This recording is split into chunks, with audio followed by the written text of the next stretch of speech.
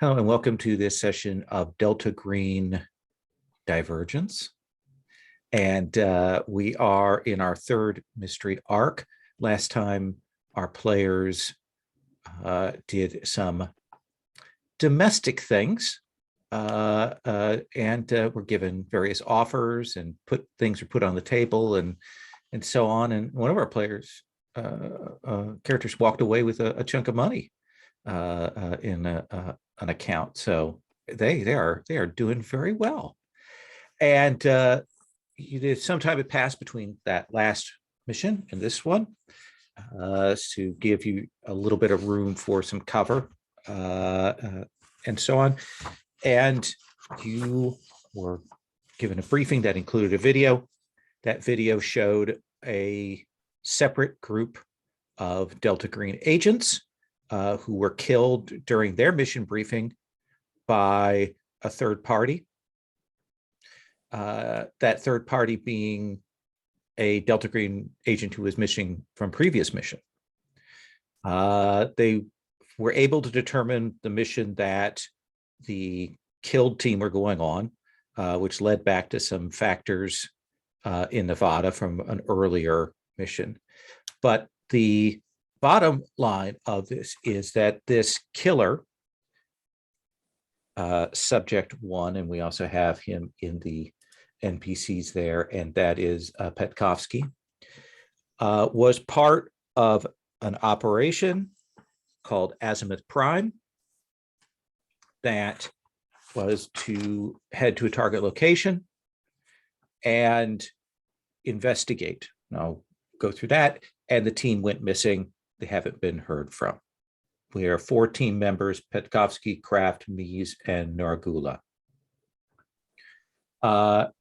You were running down the background on Azimuth Prime.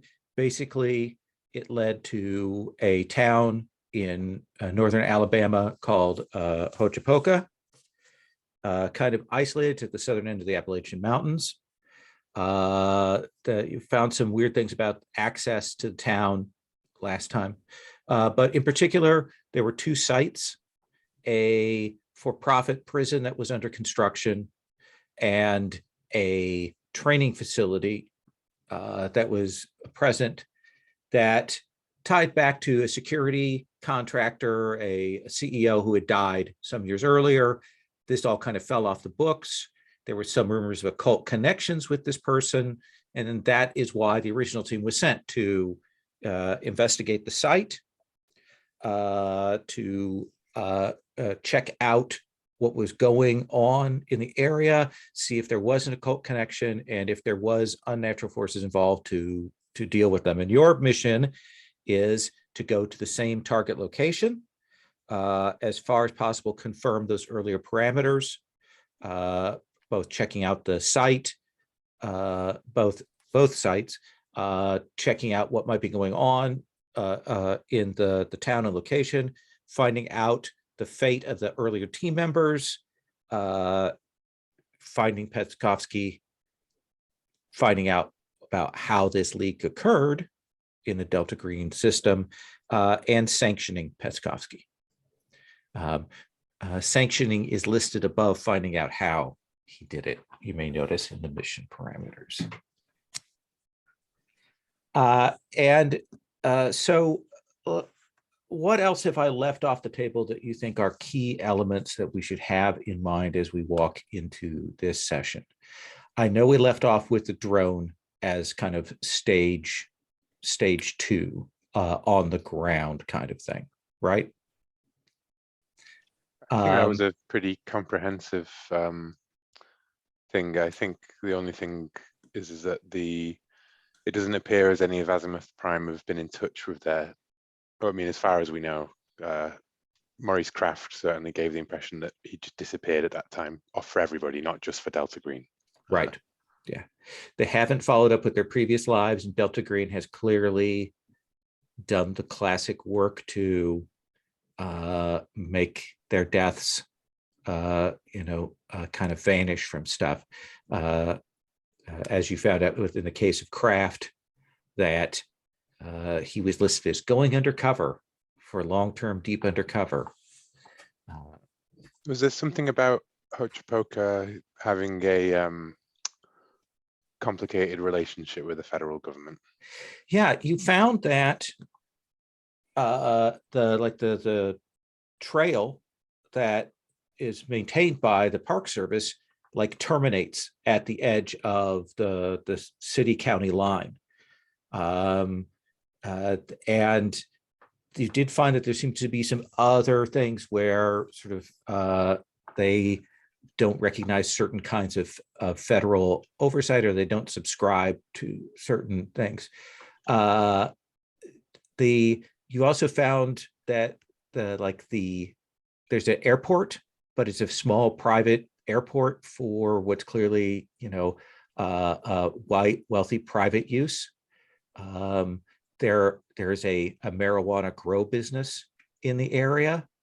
And I think I mentioned also that there's a online shipping, or rather online purchase reclamation site. Do you know what I mean?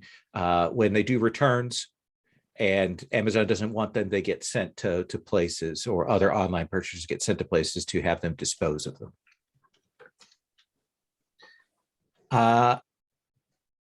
Now, let me ask this then.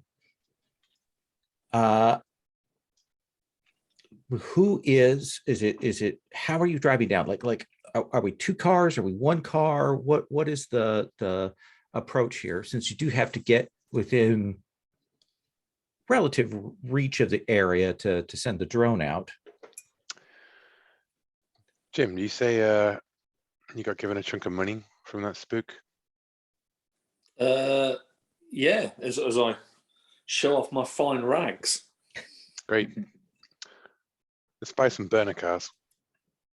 Private sales. No, yeah, private sales, no paperwork trail really. This state doesn't have a massive requirements for transfer of ownership and private sales and everything. What I want is two cars that we drive around that don't link directly back to us via license plate, via rental agreements, via anything. They don't need to be good cars. They just need to be vehicles, right? Yeah. I think the funds will cover that. A couple of junkers. Yeah.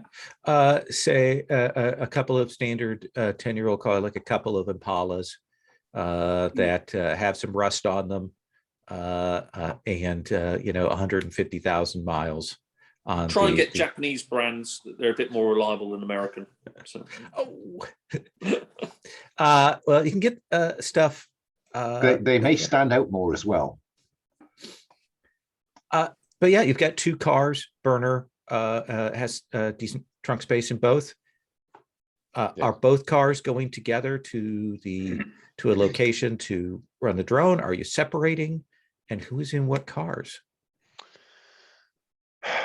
I mean, I'm going to advocate we stay together. Yeah. I mean, I wanted to go to the town, but Marcus wanted the outdoors.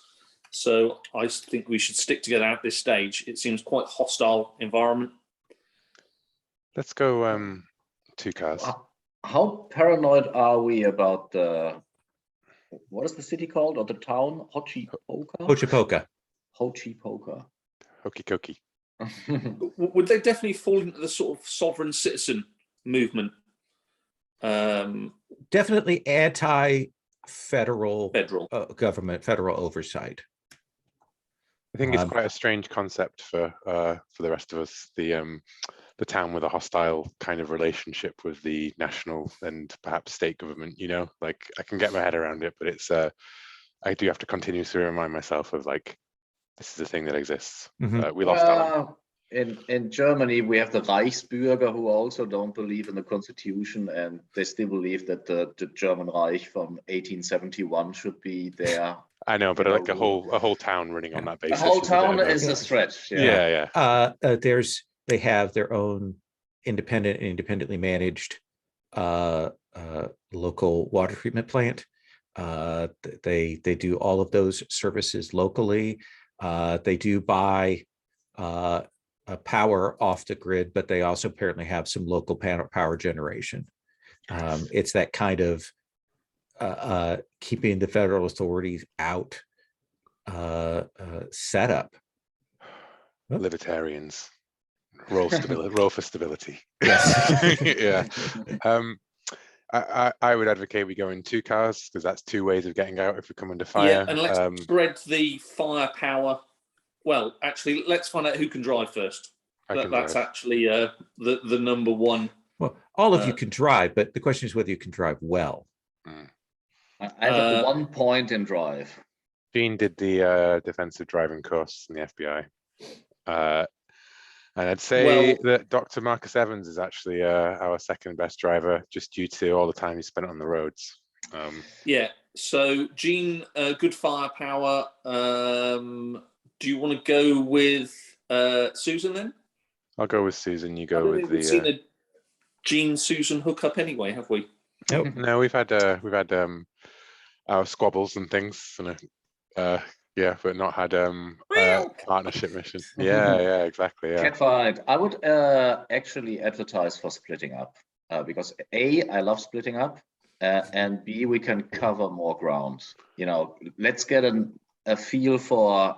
I'm not even trying to pronounce the town. The town. Get a feel for the town. And because, you know, why do we need 4 people to release a drone? You don't. In case someone comes back after it.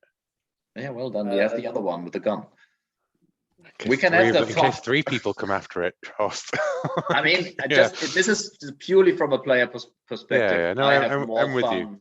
I'm with you. I agree. I just think that we're so in the dark at the moment, and Hocha Poker is potentially a hostile territory. It would be good to get eyes on before we split up and then go different ways, just to see what we're dealing with here. Because at the moment we're so in the dark and disconnected from our usual sway. I mean, because I was thinking in between that the way we could sort of fabricate a cover for this is being like accounting auditors for like what's it called? The company? PwC? Yeah, exactly. That kind of thing. No, but I mean, to check out these sites, right? That would give us official cover, but there's no point in doing that unless we look. Yeah. Well, the EPA, or we could be investigating Ramility's odd taxation accounts and things, you know, like FBI fraud kind of division or whatever. But either of those things require us to know what we're dealing with first. Maybe we don't want to be from the federal government if they hate the federal government. Maybe we should be from some private tax. We can steal the cover of Azimuth Prime. You know, we can set ourselves up as journalists, but let's go. One of the things is I will say is you don't necessarily have to define your cover right now. You've got both network to have people back you up and preparedness to have the papers ready. So those are things that you can bring to bear. So don't stress on that too much. Cool. But you will find that getting to a place where you can release the drone is kind of a pain in the ass, as it turns out. A drone's sort of good maximum range is for one you can buy off the shelf, and I'm not going to have you make a preparedness roll for this, but it's about 6-7 miles at this point, which that's about sort of furthest out distance, which is a good clip, but there's also, you know, how long it can stay up and battery power and all of that. I mentioned before that like access to the town itself is sort of has a north-south access entryway, and then most of the roads seem to be internal, between the town and then the wealthy part of town up on the ridge. And then sort of to the west of that are the sites out in the woods. There are connecting roads from town out to here. But because you don't necessarily want to go through town, you end up having to find yourself essentially on some industrial bypasses. Essentially roads that are really purely trucker roads. And then go off onto smaller cutoffs. And then there is like a single access way from that into the woods.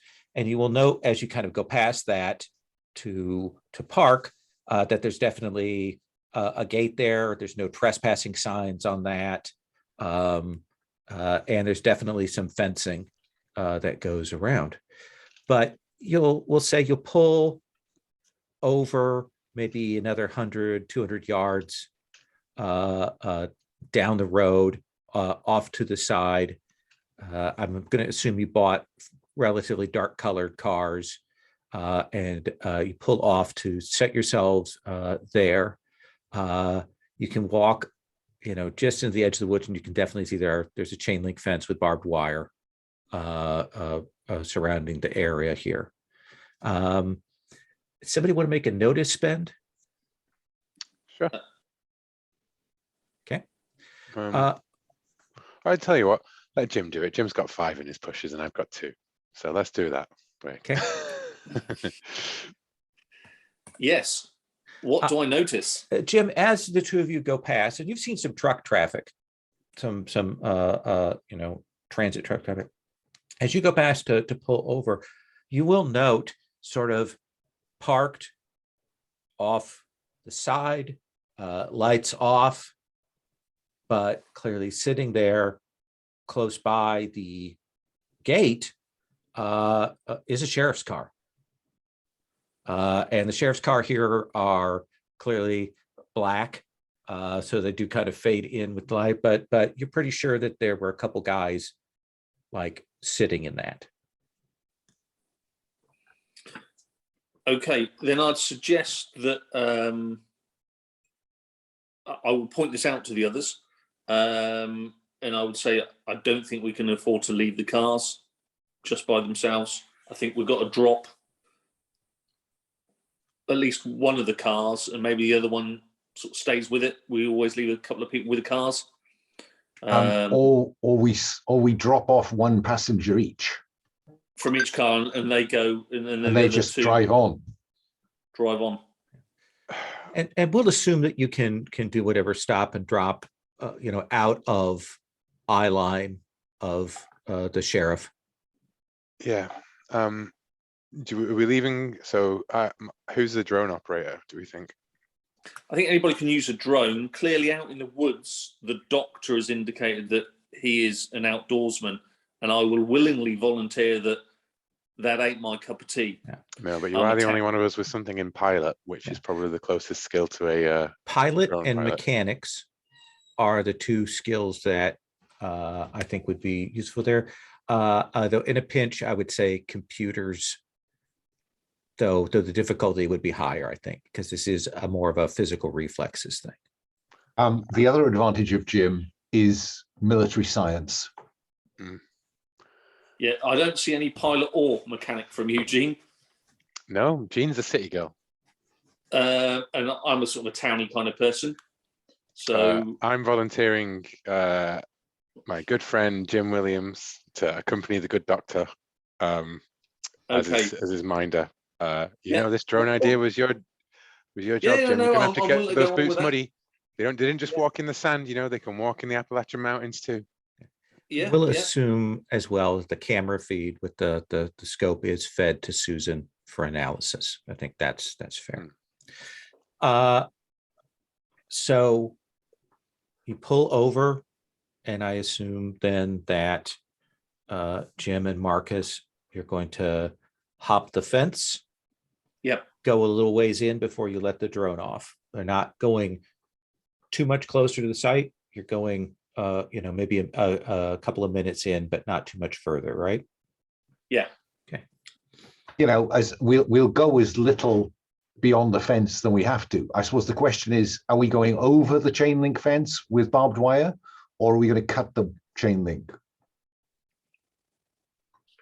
Getting out over there in a hurry may be a challenge.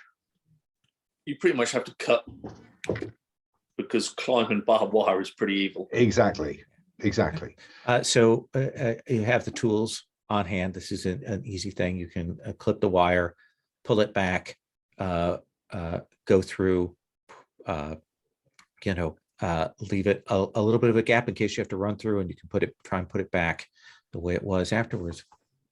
Two of you will go in drone is fairly substantial because you need a longer range drone with to hold a camera. So this is something that, you know, you have to unbox it, take it out, get it put together, and then launch it up. So Susan, you're going to be reading the data. Marcus, you're keeping an eye on the area. Jim, let's have you make a check to get this into the area, keep it at a good height so it's not seen, all of that kind of stuff. I will spend 2. Okay, 1 from mechanic, 1 from pilot. that makes sense. And let us roll those bones. 1d6, isn't it? Yep. Nice and easy.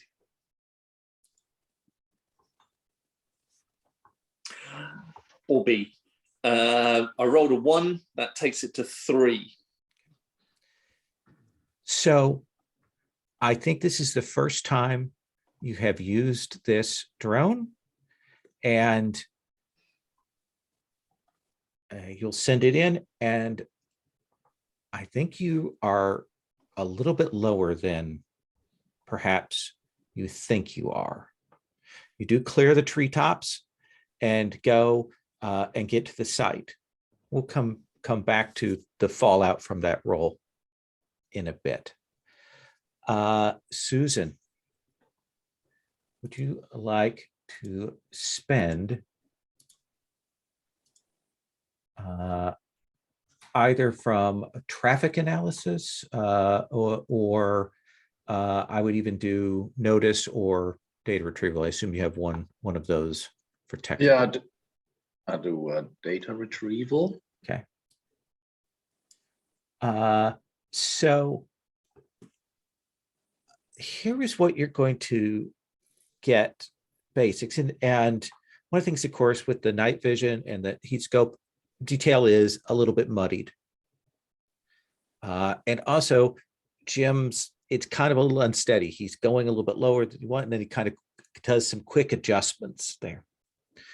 But the first thing that you'll pass over is that training grounds. We can see some of the pieces of it. Actually, the most of it is under a one of those camo tarps, pretty high. Like it's definitely, the tarp is up about 30-40 feet. And it's clearly been there a while because there are leaves and junk that have accumulated on top of it. The part that is exposed that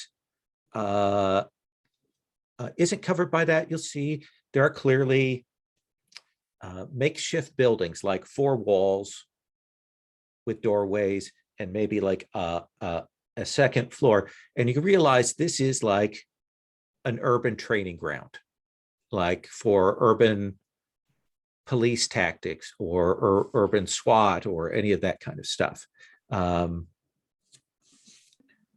The kind of move over, and there's a gap between this and the prison facility, but that's an open field. The woods have been cut down. There's a lot of it is overgrown, but maybe there's a path in the grass that goes between them. Prison itself is 2 buildings. There's what's called the front building, because you can see the entryway doorways, and a parking lot that is empty, but there are a couple of cars there. And weirdly, there's a makeshift shelter, like a makeshift bus shelter that's there. Then it kind of goes up to the prison. We see that there are bars on the windows in most of the places, clearly some administrative things. You can see that on the side of the building, there's like a couple of ramps that have been set up, like package ramps from the loading dock. And I'm going to actually assume that there's probably like a truck there, and you will see it unloading boxes onto this ramp, and they are going up into the building. But that's the front part of it. Is this the prison or the training camp? Sorry. The This is the prison. prison. The prison. Thank you. Sorry, I just. No.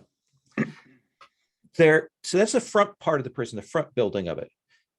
There's a weird parallel second building, and that's separated by what's clearly the yard. I mean, we've got walls around that, big open space. The second building is there, similar shape and size. There are no doors or windows on that building.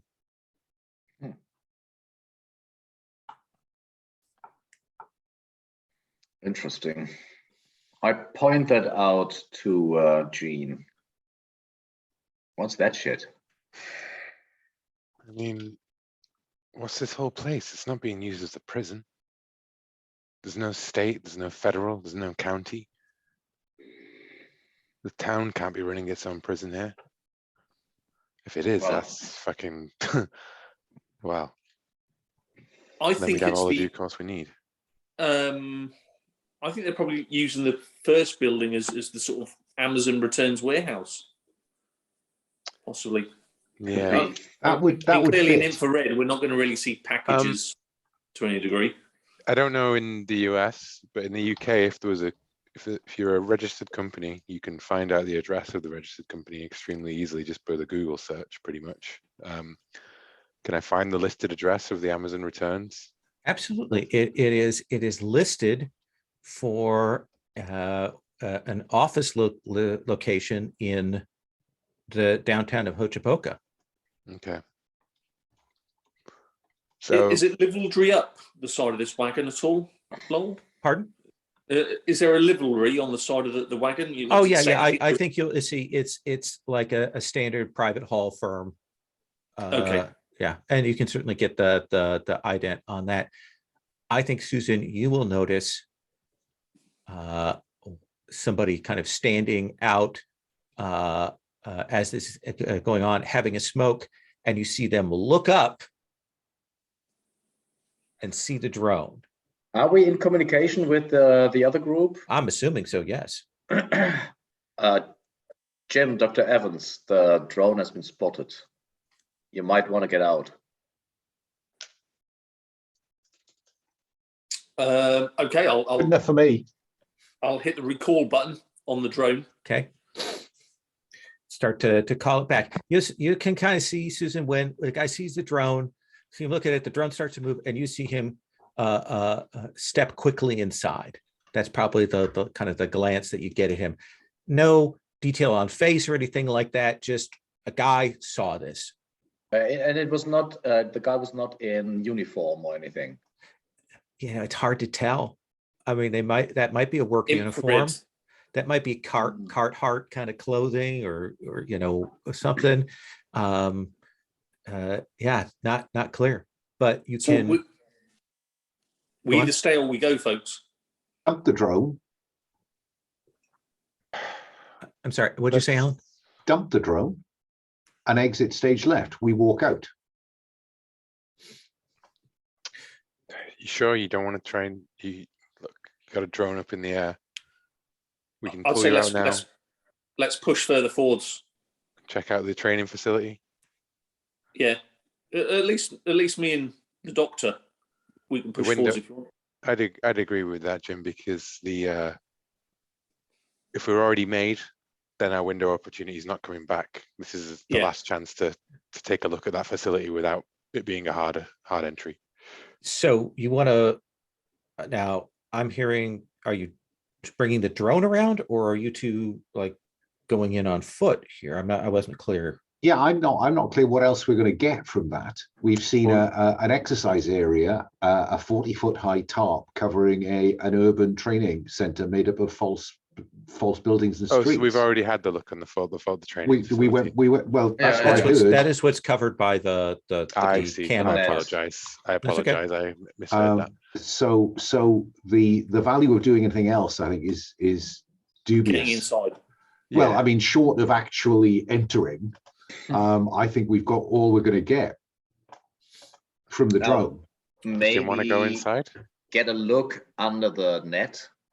I'm Yeah. fully in favor of Jim going for a physical recce. I'm always in favor of player characters doing the dramatic, slightly foolhardy thing, you know. Well, that's And I clearly mean, never me. there is a window of opportunity because they have spotted us maybe, and the I'm with next time Susan we on go, this. they will be alerted. So maybe now is the time. The doctor's Okay, got the skills. then what I would Didn't it? suggest is that you buzz the prison building, and send the drone in the opposite direction from us into the trees.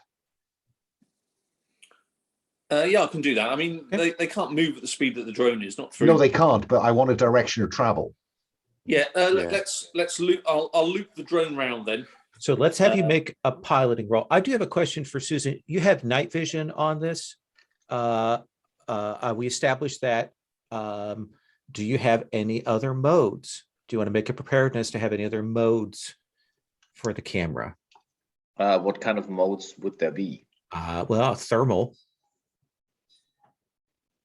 Yeah, I'd love to have thermal Yeah. vision. Let's have you make a preparedness check to see if you were able to get that kind of equipment here. I think it's fair to give you that opportunity while we're here on site. Preparedness. I'm gonna spend 2 in preparedness, Okay. and I roll a d6. Let's go. Oh yeah, absolutely. And pretty good thermal. So as Jim kind of lifts that up to do, to send the camera and the drone off away from their incoming position, you can see that there's lots of heat from the front building of the prison, like it's clearly active. You can see there's definitely heat from the back building as well. Lesser, but it's clearly in operation. There's clearly things going on in there. I think you'll also see that there are some heat signatures in the training area, like some bodies clearly on the ground. And the other thing I think you'll pick up is between this site, these two sites, and then there's woods. And then that's the sort of the west part of town with the ridge and the wealthy part of town. There's definitely pick up like there's some heat out there in the woods. How many about? Like these are people. Well, the security thing, you guess there's maybe 5 or 6 people there. Out in the woods is more of a generalized like heat signature, like a location heat signature rather than people. Individual. Okay. Yeah. Can you sort of give us the coordinates, Susan, of that? Yes. I've got heat signatures from the southern part of the trees. Okay. Spending a point in mechanic for that roll Okay. that you requested. Let's see what we get with 1d6.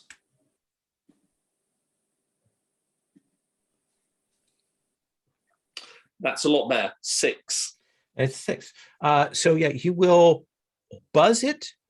Probably see a couple of people that have come out of that door, and then that drone takes off essentially southwards on a straight line. Gene, before I come to Jim and Marcus on the ground, is there anything that you were doing? I actually think that route of Jean's element here, she is just waiting to see. She's maybe parked in a position that she can see if that sheriff's car moves. Like she knows where that car was when we went past it the first time. She's going to be parked like around the bend, just enough to sort of like, if it moves off, I'll see that it's gone, or hear it perhaps. That seems fair. You will see the lights come on, the headlights come on that car. Doesn't move yet, but the headlights come on. yeah, clearly mine are turned off as well. You know, Yeah. like no light whatsoever. Yeah. Let's come to Jim and Marcus. Marcus, you want to move in a fairly straight line towards this training facility, this training grounds? I actually think the indeterminate heat signature in the woodland is much more interesting. So taking then more of a circuitous, like bowing around kind of route. And unless that is going to take us into the path that we sent the drone off at, hoping to draw. Nope. It's Jim, send it in the other direction. Okay. Let's have you make a kind of a pathfinding check here. I think we could just do this with a spend from outdoors. Okay. And know that in like survival outdoors, you can also use that to create a pool for like stealth outdoors or doing things outdoors. It's a walk. These woods are dark and dense. They're not particularly well kept up. Like one of the things about, national parks or things like that is that there are people that, take care of the scrub, and this is an overgrown area, a mix of old trees, but also a lot of the scrub trees that were planted, in the late 19th, 20th century around through here. And you will kind of crunch through that. And we're in May, so it's pretty warm out. Not a lot of leaf on the ground. And the two of you will eventually make your way and find a clearing. You'd guess that if you were to walk another half mile on, you'd be at the back of the sort of the wealthy part of town. You will see that the clearing is fairly large, and there is a mound, probably goes up at its apex about 10 feet, and spreads over an area of maybe 50, 60 feet. It's clearly like this is a built mound, like an Indian style mound of clay and shells and that kind of thing that has been built up. Which you're used to seeing like dig site markers or that kind of thing around these sorts of sites. You don't see that, but there's clearly evidence around here that people come here quite often. The area around the mound has been mowed down and cleared. There are cigarette butts and general signs of activity here. What do you want to do, Jim? I have no occult, so to me it is just going to be some sort of like area where children would sort of are we talking the sort of area where children would sort of come at night to get away from parents, bottles of drink left about? Then who is mowing this? Yeah, good point. We're a half mile away from the nearest house, so somebody has to bring a mower or ride a mowing tractor out here to clear this area. The other thing is, like, it's the little bits of like maybe a bottle here or there that you find. This is more high-end alcohol.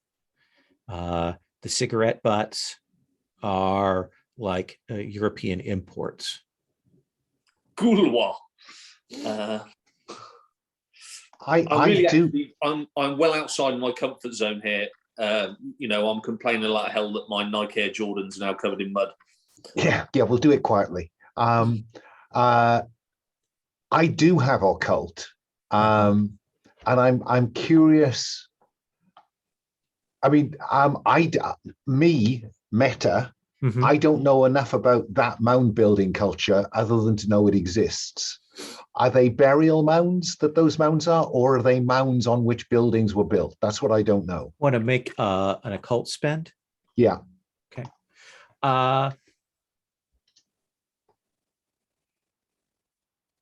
So you don't really have a history skill. That's not your forte. So Oh, the larger but I've just context. noticed Jean has a touch of anthropology. She does. Would that be more use than my occult spend is going to be? Which I can spend when you Relay the info. Yeah, well, I think, because at you the know- moment the drone is nighttime, right? So there's not going to be good pictures, and the drone's sent away. So it's a case of I mean, yeah. the Are we heat- on? I assume we're on comms. Yeah, I'm assuming you're on secure comms. Okay, I'd be happy to spend a point of anthropology if it can get us something. So, Doctor, you kind of walk around this mound, kind of describe where it's like, and Gene, you will know that there are mound builder Indians across the Midwest. This is a classic thing. They would find these mounds that would definitely be built up from like living detritus, like showing that settlements were. But you will recall that there are a set of mound builder early civilizations, because this is fairly low. Like most mounds are actually quite large. There are these set of mound civilizations that they don't have a name for. They're not sure, like there's not a lot of good records on these early Native American tribes. And in fact, a sense of this maybe being some kind of outcast tribe. They found these mounds that are associated essentially, they probably like culture IN12 would be, let's give that a label for what it is in anthropology. They don't have a full name because they don't have any written records or anything set. But you know that there are a couple other of these mounds. And you knew that there was one in Alabama, but now you're kind of like, okay, that must be one of them. I know that there's another one in Oklahoma. I know that there's another one in Nevada. Would the source of the heat come from the mound? That's what I'm thinking, Susan. That's still pretty freaky, that source of heat. If you touch the mound, it is slightly warm to the touch. That ain't right. That's very wrong. Might be some kind of geothermal pocket. Oh yeah, that's what it is. But let me no finish sign. this with Gene before I come back to you, Marcus. I will have you. Does that seem like fair info for you? Yeah, I think that is. I mean, was that a spend, just to confirm? Yeah. I think an anthropology spend there. So to summarize, Native American, prehistoric, essentially, not many notes, multiple mounds, no real kind of. Has anyone ever done any digs in these kind of places? You know, now that you say that, you're thinking back to the documents that the books that Hauerwas had. Yeah. But not Hauerwas, I'm sorry, to our serial killer from last time, those books that were Lafferty, sold. yeah. There was a reference to there being some archaeological materials there, and kind of go through and look and see, find the name of it. But yeah, one of the the Zamakana papers are a weird, like crazy set of notes from an expedition to the Oklahoma site. Well, Dated. The Zamacona papers date to the mid 1920s, but they reference some what they say was earlier uncovered Spanish texts. interesting. Yeah, I think that's plenty on the basis of like, this is what Jean's kind of like working from memory, essentially, you know, like stuff that she's read and things in the car. Definitely. Yeah, so perfect. Yeah. Yeah. And she's gonna go, and there was one in Oklahoma, one in, oh fuck, Nevada. I don't want to go to Nevada, she thinks. Was that just me? Yeah. Oh, I'm getting internet connection is unstable messages, so just be aware. Sorry. I'm yeah. Does one Jim? of us want to look round? Jim? We're about what, midnight, 1 a.m. at this time? Captain? Yeah, I'm expecting bloody cultists with pointy white hats. In the distance, you hear music. Head towards the music. Is it coming from town? Because it's about definitely half a mile from coming close from town, not from the sites. Yeah. So we want to locate ourselves somewhere between here and there where we can observe anyone approaching this clearing. Or Totally agree with you. Nearer to the clearing, though, the nearer to town, because I think they're going to get here and do something. Yes, so do I. You know, virgin sacrifice, white guys with pointy white hats, the usual shit. So yeah, I think we try to locate ourselves around, as far around the mound as we can get, and still have a line of sight to the town direction. Sure.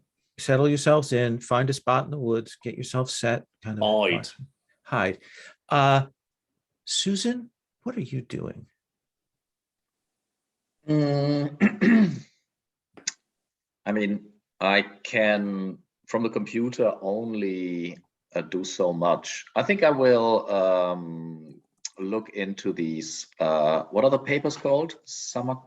Zamacona. Seeing if there's anything on the internet. So occult or data retrieval, I think, for locating this. Do you want to make a spend on that? I will do occult. So the papers are sketchy. The thing that you get from the expedition to the Oklahoma site is that they had a lot of problems with the dig. They had a lot of incidents there that occurred, but they did locate a cache of what most people believe are fake Spanish documents, essentially from very early Spanish expeditions pushing into that region. And they're fake because they describe a conquistador getting dragged into some sort of underground civilization, and this weird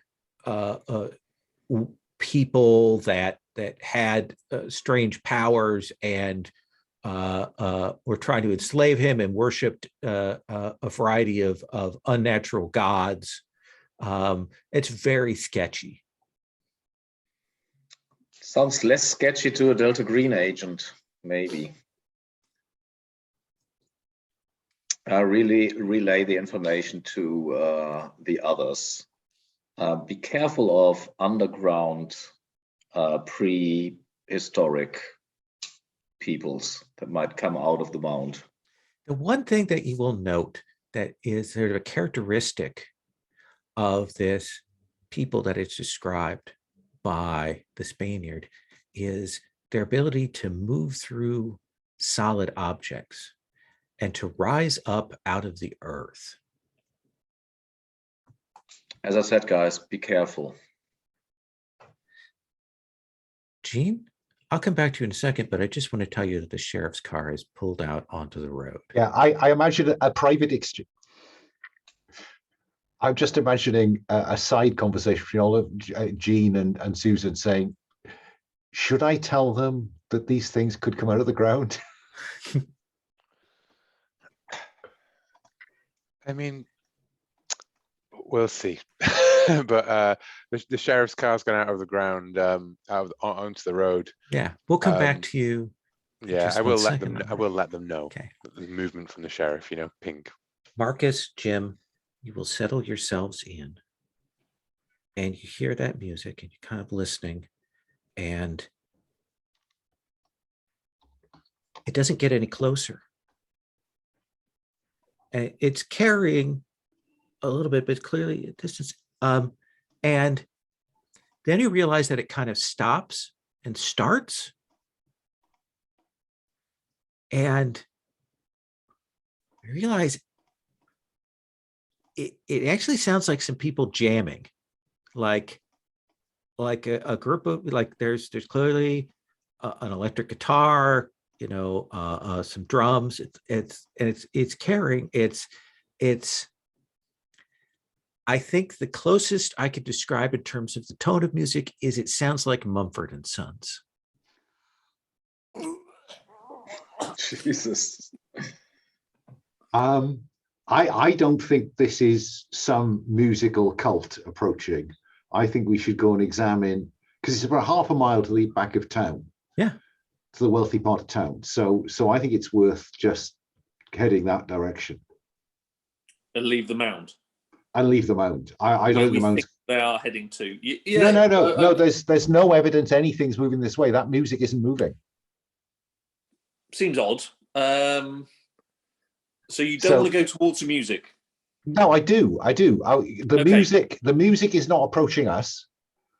Therefore, we should go and investigate the music. Let's go and investigate the music. Let's face the music and die. So you will find there is a path that's mown that you can walk along. We don't use it. Oh, okay. So go along the side of that path. Scrunch, scrunch, scrunch. Walk towards town, and it's definitely folk rock practicing, jamming, something like that. You will come to an edge where the wood stops. There's some clear-cut grass, and you can see there are some large houses here. There's a large house you can see here. It's, again, there's a kind of a ridge that goes down with the houses built onto it. This is a nice one, has a big backyard, big deck. There's a pool, and you will see that there are a group of guys sitting out there just jamming. At this point, I think I need to just check.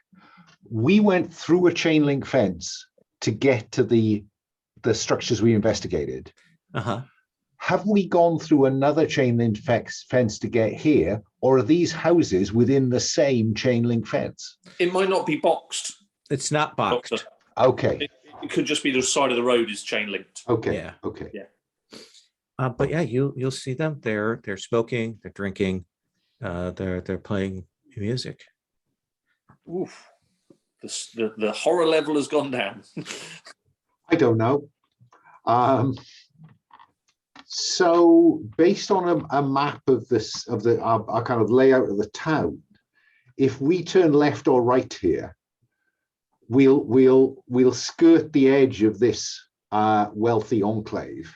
Yeah, but it is a way, like there's not great paths down, but you can get to the town proper down below from here. I think we rendezvous back at town. I don't think we go back to the cars because, you know, there's just more activity behind us than in front of us now. Yeah, well, Jean and Susan can drive both cars, so Yeah, exactly. there's no hassle there. Yeah, let's skirt this property then and head back towards town. All If right. there's an underpants shop, I will stop there and buy some new ones.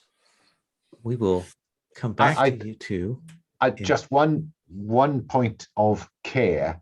Yeah. This is likely to have very good security, so we will keep some distance between Absolutely. us and We will have the a stealth roll in a moment. Gene, like the sheriff's car is coming out, and you see they pull out slowly, and you see them light up that side light and start rolling along the road, running the side light out onto the edge of the woods.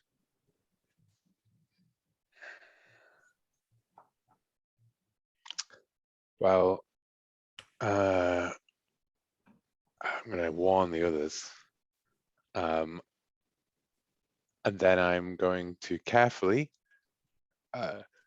reverse the car around the corner, turn on my own headlights, and then drive up the road. So that they don't know that I've been watching them, but they then see an oncoming car coming past them.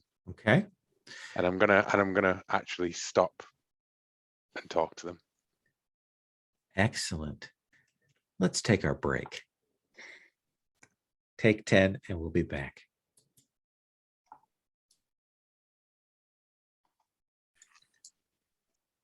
So let's start with Gene. Gene, you bring the car to a stop.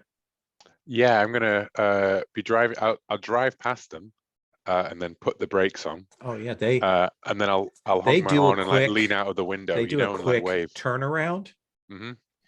and that light goes in like full into your rearview mirror, side view mirrors, and you will see these two cops come out. They both got mag lights, Hmm. and I've stepped out my car with like my hand, like peering in, like, hey, oh, thank God, I found keep your you. hands so we can Hey. see them. Oh, sure, no problem. So No. listen, I got real turned around here. Do you know where I could find the way to Hochapoka? Kind of walk up, and they look. They you can see them, but they're keeping those lights like way more than they need to in your face. Oh, well, yeah, I'm familiar with the tactic. I work for the FBI. Yeah, and they say, "Can we see some ID?" Sure, yeah. And I'd like to show them. Do I show them a fake ID or do I show them my own ID? I'm going to show them my own ID. Gene Oliver. Just your driver's license, or you're showing them your FBI badge? No, just my driver's license for now. Okay. They'll take that.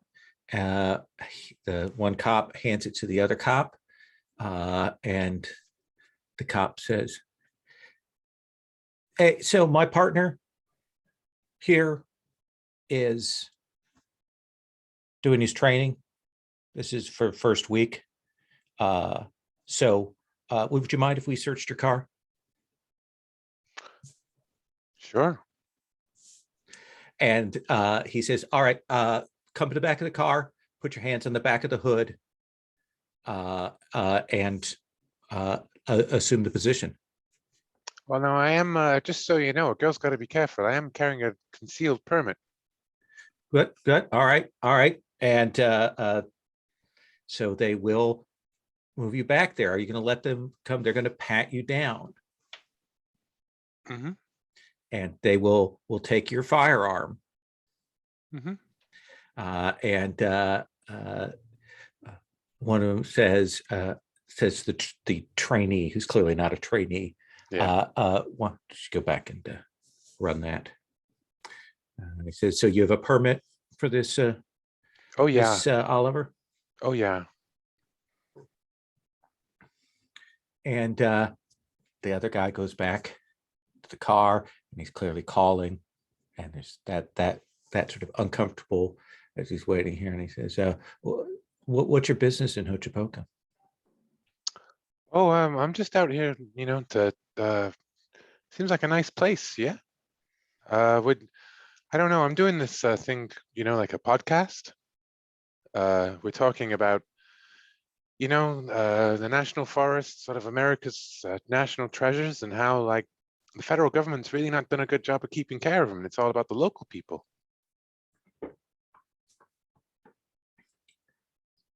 But I gotta tell you, I got real turned around. I shouldn't have tried driving up here in the dark. I should have just, Yeah, this is an access road. And probably about that time, you'll actually see where they were parked, that a truck come rolling up that road, and a guy gets out and rolls open that fence and gets back in his truck to clearly he's done his delivery. He's driving off. Susan, you will see this. Yeah, Susan is in the other car, and she, over the comms, she says to Dr. Evans and Jim, "Getting tense out here. Where are you guys?" You'll hear that. You guys have, like, you two have decided, okay, we're going to walk towards town when Susan comes over the comms. Well, we'll have told them that was the plan as soon as we activated it. We're not, yeah. To be clear, guys, even Evans is that professional. To be clear, I hope it's perfectly clear to everyone that I'm only talking to these people to prevent them from catching you in the middle of a spotlight down the road as you exit the woods going towards town, right? So get out of here while I'm stalling for time. Yeah, Susan is stressed out. Yeah. Okay. But she will wait how the situation unfolds. But she definitely has a hand on a gun. Okay. So you're keeping your car there. Okay. Oh, go away, go away. Don't be involved with me. Leave. We definitely spoke about this before I got out of the car and spoke to them. We definitely said, I've got this. Get the other two out of there, because me and you is a conspiracy. Just me is some clueless idiot who came off the road. Susan, do you leave your fellow agent behind, or do you stay? I can't. I will stay. I will keep an eye on the situation. All right. So that guy will come back and say, okay. So you're from Chicago then? Oh, yeah.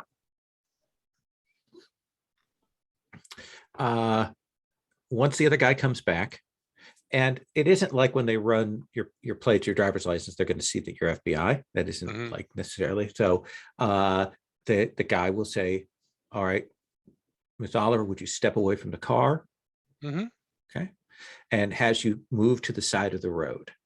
And then they begin to, the one guy keeps an eye on you and the other guy begins to search the car.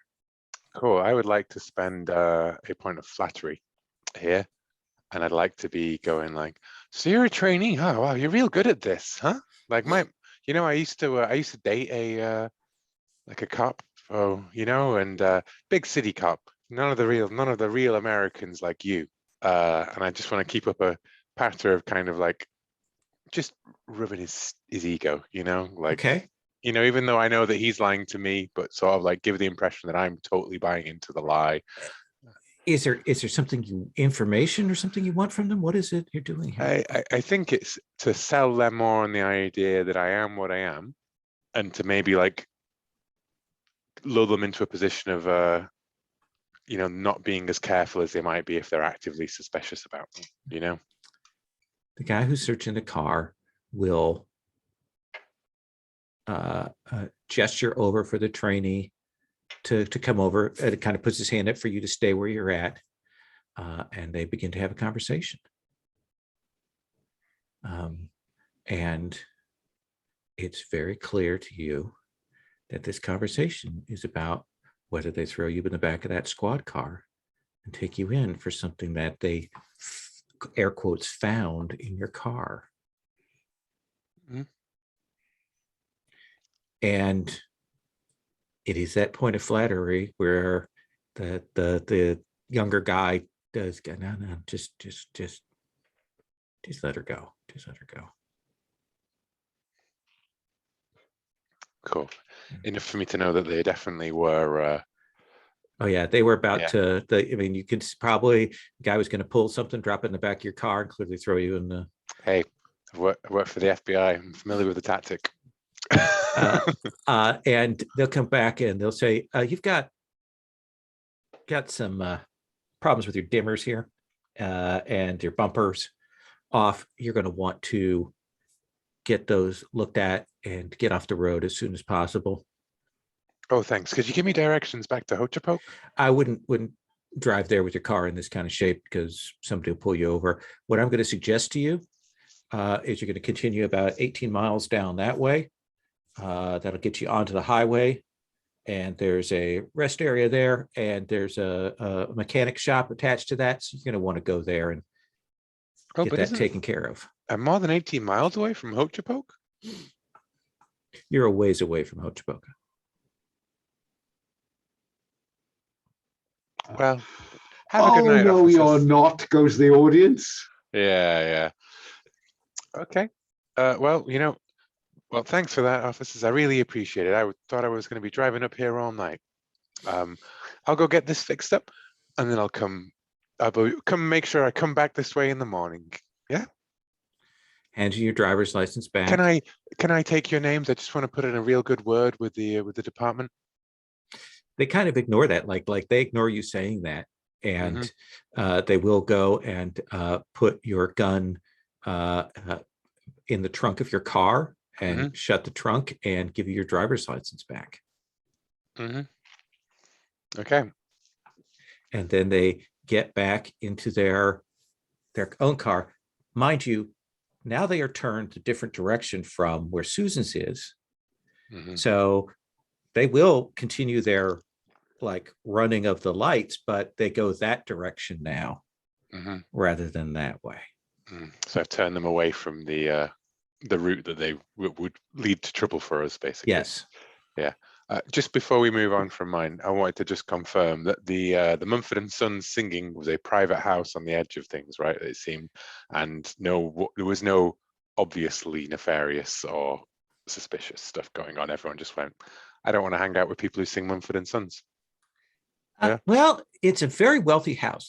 And here's a couple of weird things about that. One is, you walking that path to the mound, the exit for that is right back here in this backyard.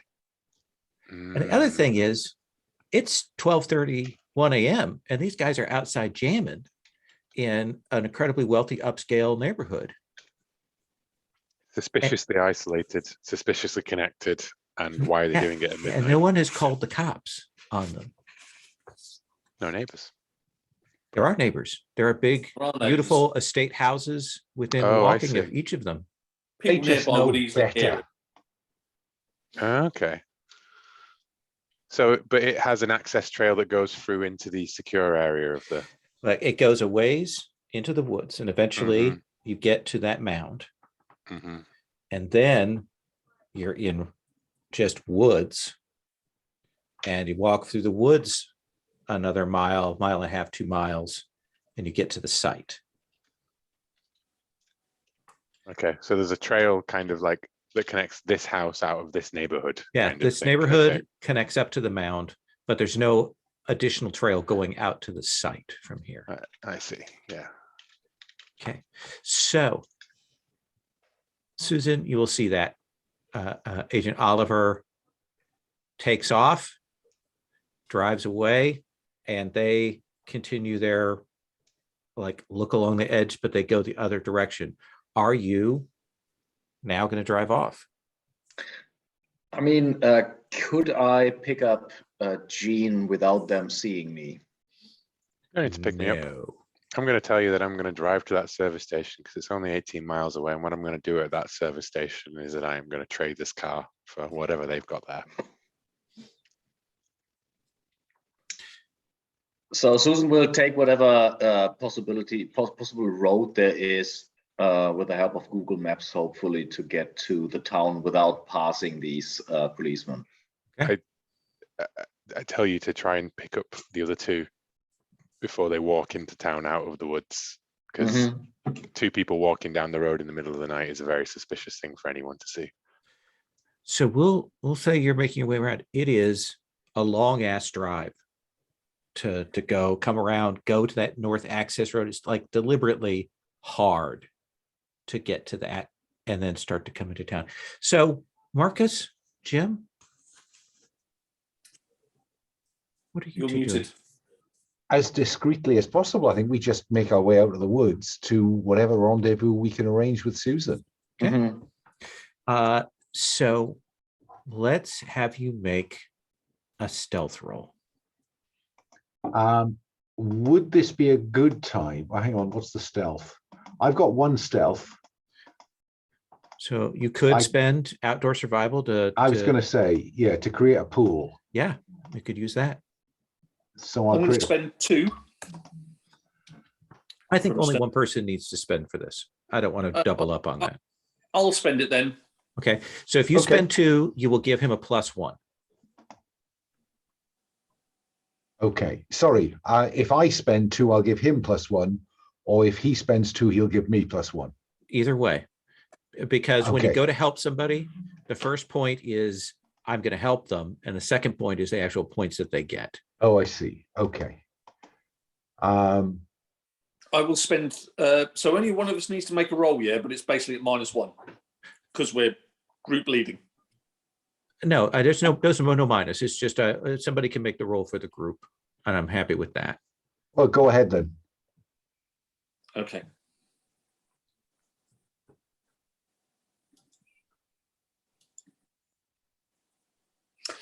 Maybe not today, though. So Who doesn't like Mumford and Sons as we tramps over their lawn? you walk around. Like there are probably a couple of dozen of these big, beautiful estate homes that you have to kind of walk around down to, then go down a slope down to this. Then it's these built on a hill, several of these, kind of an access road. You will realize quickly, like it is a pain in the ass to walk from here to town, deliberately so. There are no sidewalks. There are no steps. It is really particularly difficult. And the thing that will strike you is this is an area of a couple dozen houses. But you see in the course of just this walk sort of down 2 different patrol cars.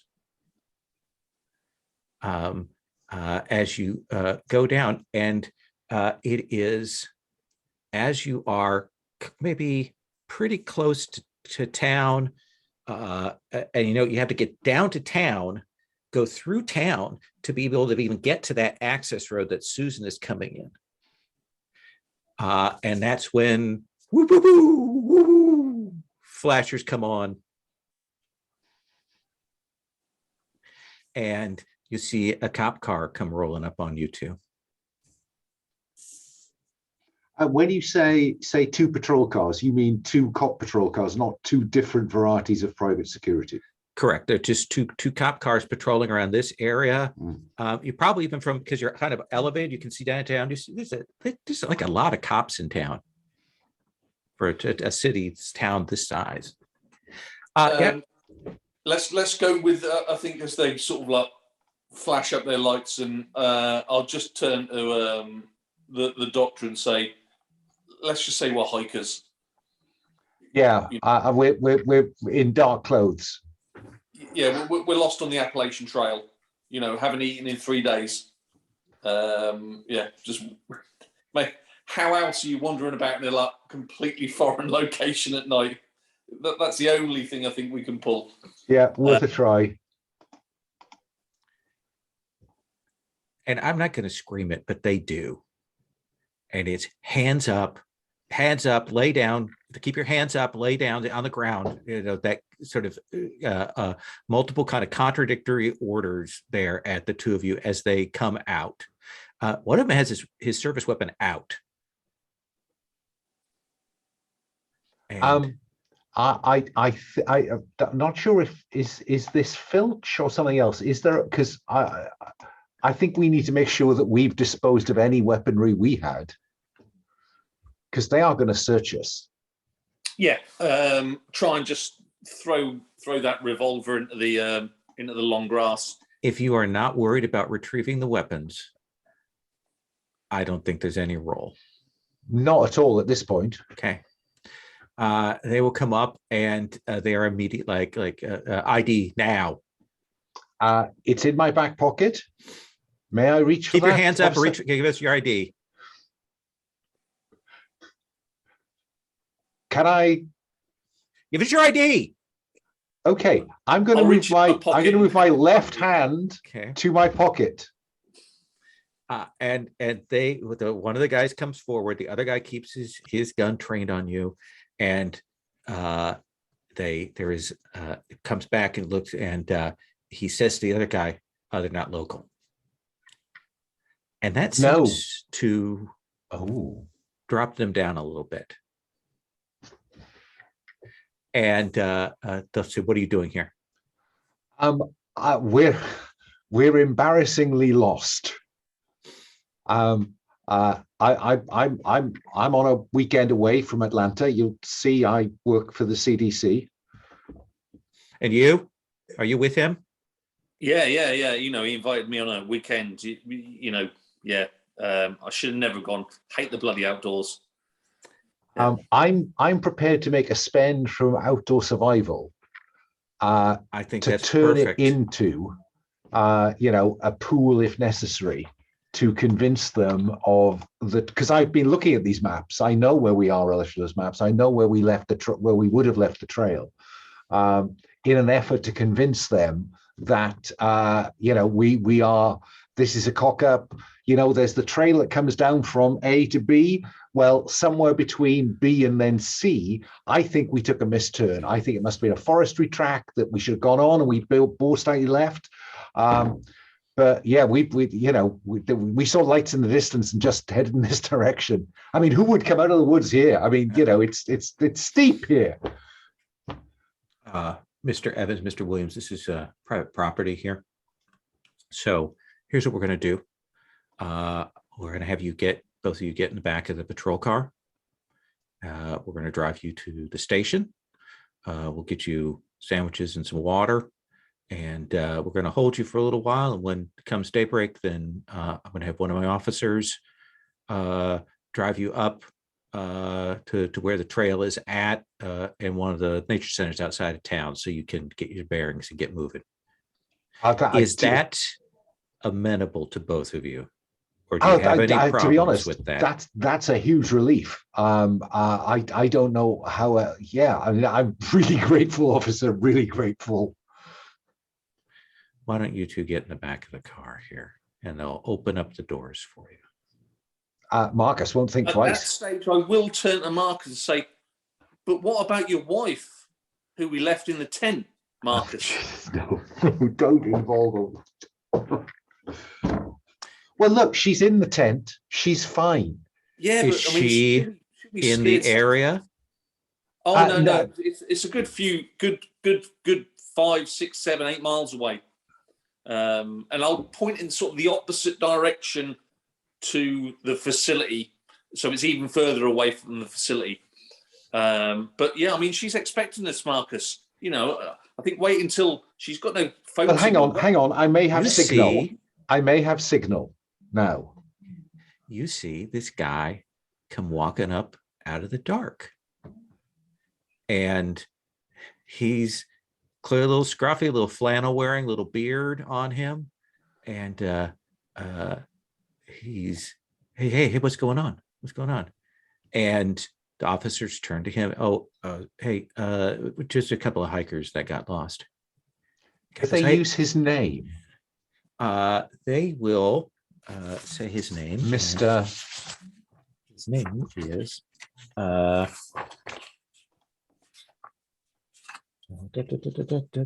I've got his name here. Where is it? Mr. Crash.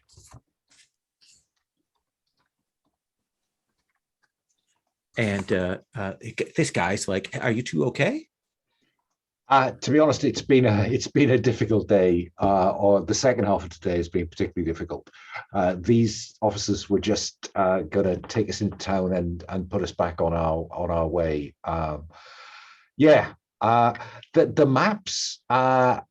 We must have strayed off, and I repeat the story. Oh man, okay. And the officers say apparently their wife is waiting for one of the wives is waiting for them. He's like, oh, okay. You can see he's maybe a little concerned and Concerned in a good way or a bad way? in a good way. Like he's like, now is everything cool then? And the officer's like, yeah, we will take care of him. The officers have said that yeah, it's not great. We're going to spend the night in a cell, I think, just because there's somewhere to sleep. But so it's not ideal, but you know, You know, I would really like to get sort of back to the tent. Really. I nudge Jim heavily in the ribs to shut him up. I don't want to fucking spend the night in a fucking cell. You're not going to if this goes well. Shut up. You want to make us spend reassurance? Okay. Yes. You know, I'm just, you know, a humanitarian doctor from Atlanta. I am the most harmless and useless of individuals.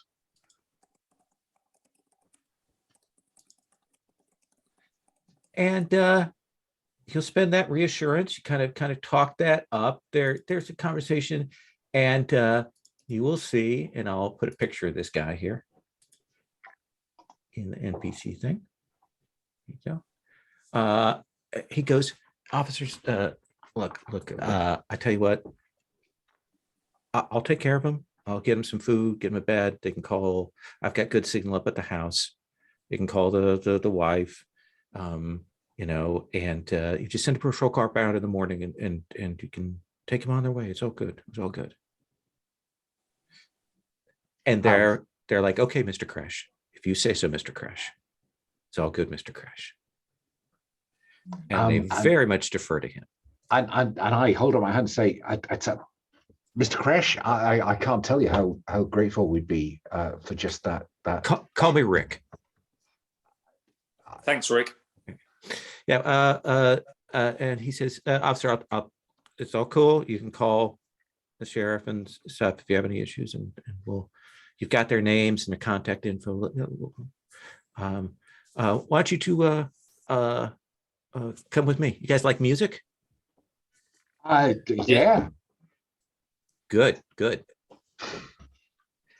And he begins to walk you back up the hills, a more direct path.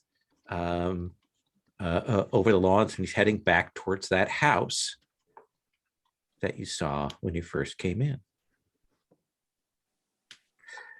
Susan. Waiting on the axis for Dr. Evans and Jim to never appear. I call Gene. Hey. I don't know where Marcus and Jim are. They haven't shown up. You need to, like, Jim will take care of it, okay? You need to get off the road too. The cops come by. I need to change out this car. You know, it won't take me too long, I don't think, but I don't think it's a good idea as running around hooch poker in the area in the night. The cops were definitely going to plant something in my car until I gave them the old, oh, gee, officer, I don't know where I gone act. But that means that they're willing to do some shit to anybody nearby, and anybody, it seemed, you know, all they saw was a car driving down an access road, and it was enough for them to want to try and plant some shit. So I get out of there before they make you too. Yeah, I'm not going to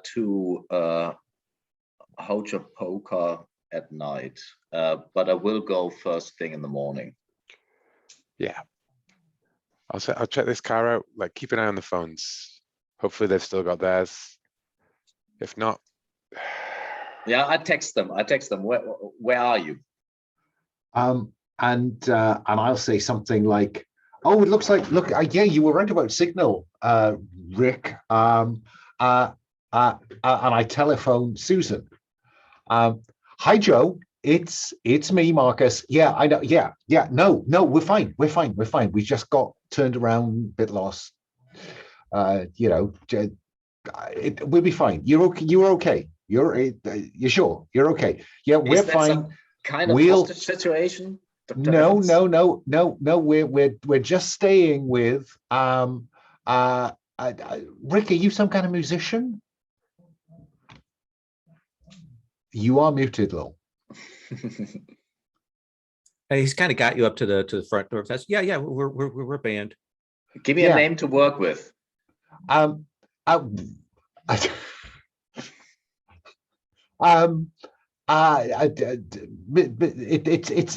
Rick Crash. Rick Crash has offered to put us up for the night. Very gratefully, because it was either that or a police cell, I think. But you're okay, yeah. Okay, I try SIG and do the code phrase for you're really not in an hostage situation.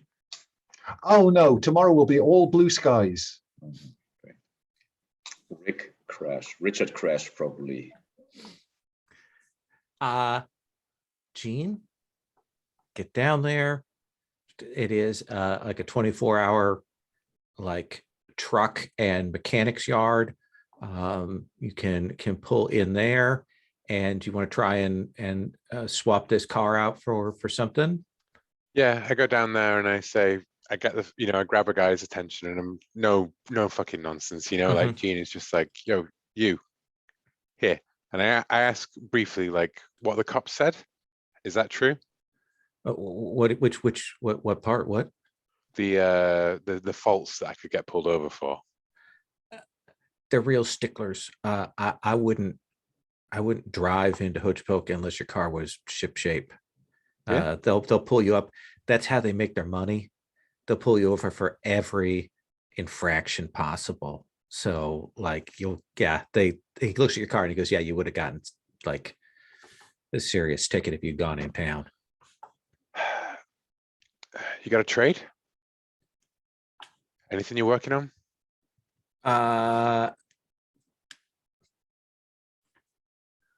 He says, I can get you something. I can't guarantee it's not going to get pulled over for something, but I can get you a different car.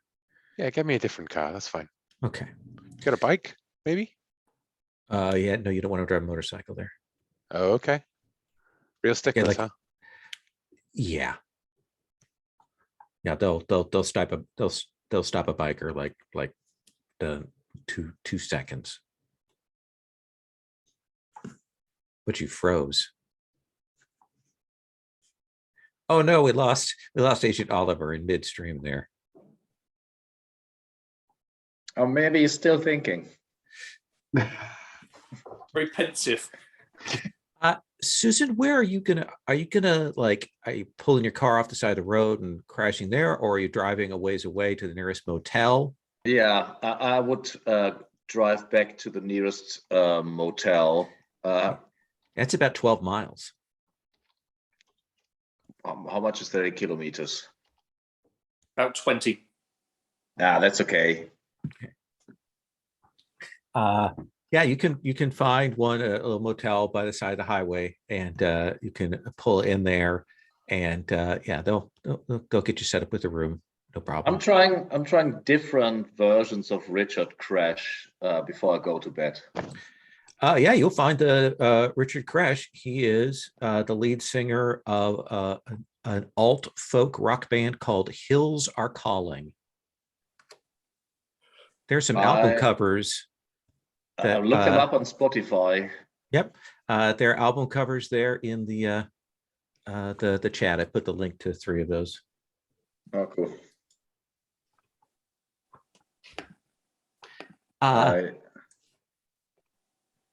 So Agent Oliver, he will. What do you think is the appropriate role for this? Is this network to get a little bit of money sent to you? Is this preparedness to have some cash on hand to do this, or something else? I I mean, I'm trading the full car that I got for some things. Yeah, but I think it might be. I don't have a negotiation. Otherwise, it would be a spend on negotiation, wouldn't it? I think it's probably a preparedness check. okay. Yeah, let's have you make that preparedness check. I don't think it's that hard, but I do want to have you make a little bit of a spend here on that. Mm-hmm. I'll have 1. Okay.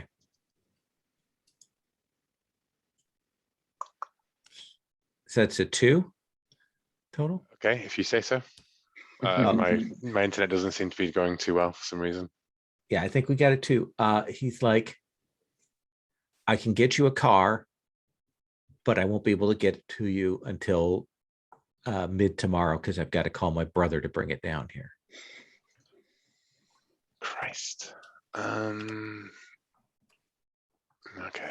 I mean, what are my other options here? He says there's a Hertz office about 15 miles down the road. They'll be open in the morning. You could rent a car.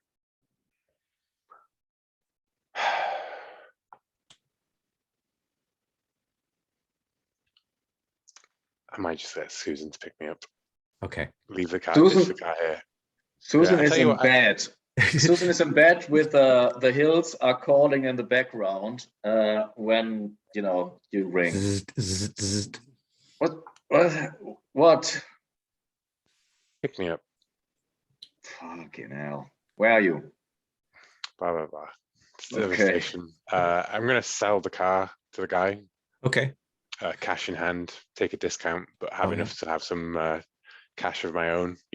Like several $100 or something that I don't have to. Buy just buy or cash. spend anyway. Absolutely. Yeah. He will drop it in your hand in Hey. smaller bills. It's not your cash, Jim. It's Uncle Sam's cash. That's right. Yeah. And I will, as we leave the service station, I will have gone into the service station and bought like some cheap hair dye and other stuff. Okay.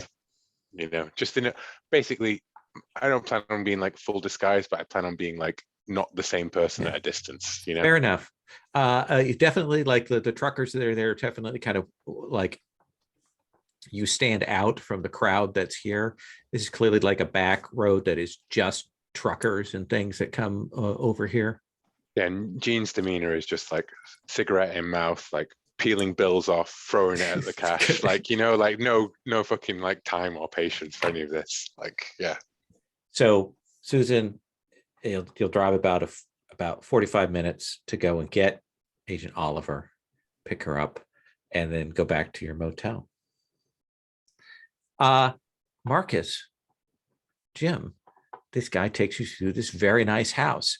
It's a house that's built into the side of the hill. It's got multiple levels on it. He will walk you through. You can see that he's got clearly at least one house servant, who's a maid, that he kind of leans in and he says, Rosita, pull up some of those nice sandwiches that you make. Yeah. We've got some guests. Yeah. And he's like, let me introduce you. And I know you must be tired, but let me get you something to eat, water, and I'll show you down to the guest room down in the rec area. And he will bring you out to that back porch where you see the rest of the band. They do it at some point, introduce themselves as Hills Are Calling. They like ask questions about you walking and about the trail and where you've been and stuff. And they say, yeah. The trail just kind of cuts off before you get to the county. So, this happens. And I don't know how Jim feels about this or how Paul feels about this, but I think that probably Marcus is going to play up the I do a lot of this and I'm really embarrassed about having got lost, because Jim here, he's not really a kind of outdoor kind of guy. He's city folks, and so Jim, I'm sorry. Okay. Shit happens. One of the guys does say to you, Jim, yeah, those are not the shoes to be walking the trail in. You know, I thought they were good for Jordan. You know, clearly they're not good outside. You know, damn. Just a quick sort of memory thing here. Yeah. They are not playing the same music as we heard earlier, are they? As in exactly They the have same to. track. Yeah, they were looks like they were like working on a song. They've kind of stopped that. Okay. But I they just didn't want the same repeating song. no. I mean, in fact, you could probably see they've got some notebooks by them. They were clearly like working out some stuff, and this maid, very quiet, comes out, puts down the sandwiches, puts down some bottled water, kind of looks, and you see that Crash turns and goes, "That'll be all." And she nods and she goes back inside. That was sinister. I will dig in quite heartedly. Okay. You Yeah. eat the food that they serve you? I will. Hopefully Marcus waits a while before he digs in to see whether I just keel over. Yeah. I take it the bottled water is indeed sealed. Just a quick cursory look. Yeah. I don't think that'll be that obvious drugging us over. You know. And I'm looking for. I'm talking about trails, and avidly looking at the music. Like I'm not interested in the sandwich. I'm much more interested in hearing your music and all that kind of stuff. I'm flattering as much as I can without having the skill. But I am curious about, is there anything that I've seen in this house that speaks of fringe or occult?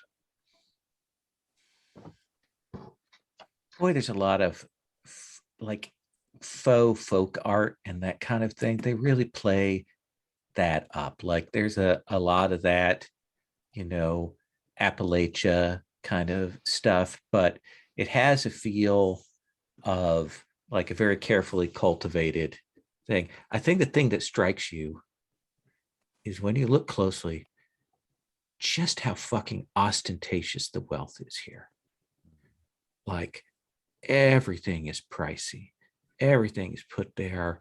It's not particularly sophisticated, but there's a lot of money on display and done in a most conspicuous fashion to demonstrate their wealth. I think that's the thing that most strikes you, but you don't see anything overtly occult here. And the other properties. Oh, go on.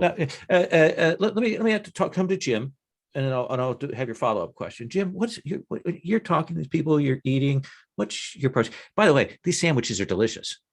Like this is clearly homemade break bread, top of the line. Sandwich meat, crispy iceberg lettuce. It is really good. I will massively, with my no skill in flattery, flatter Mr. Crash of, this is the best goddamn sandwich I've eaten in days. I know. Rosita makes a great sandwich, doesn't she? Jim's wife's not really up to much when it comes to the cooking department, and trail mix and, dried food. This is beyond belief awesome.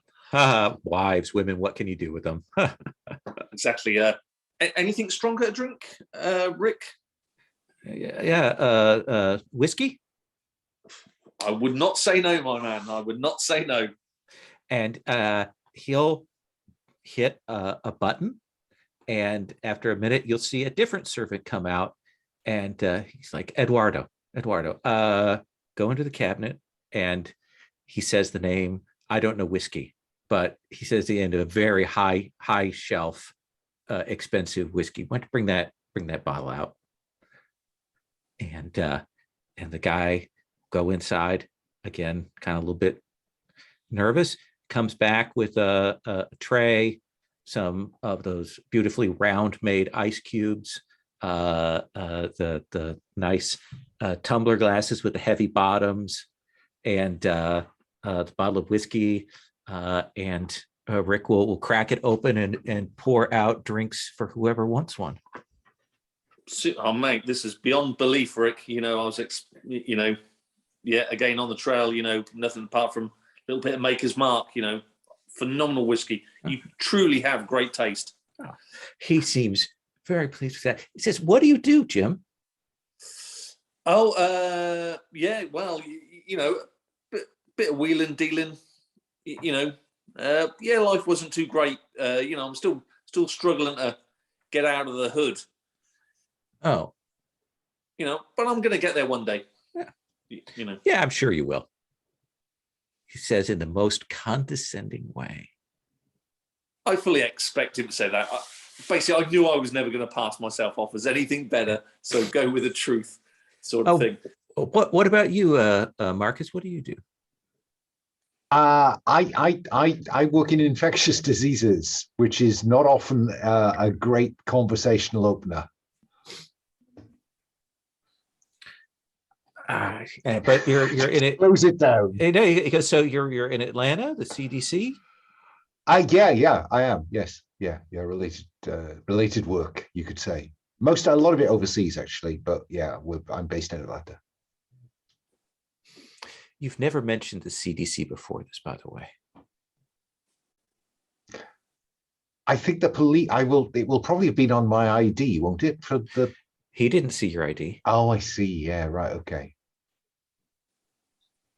Okay, then that's a natural slip. This is Marcus.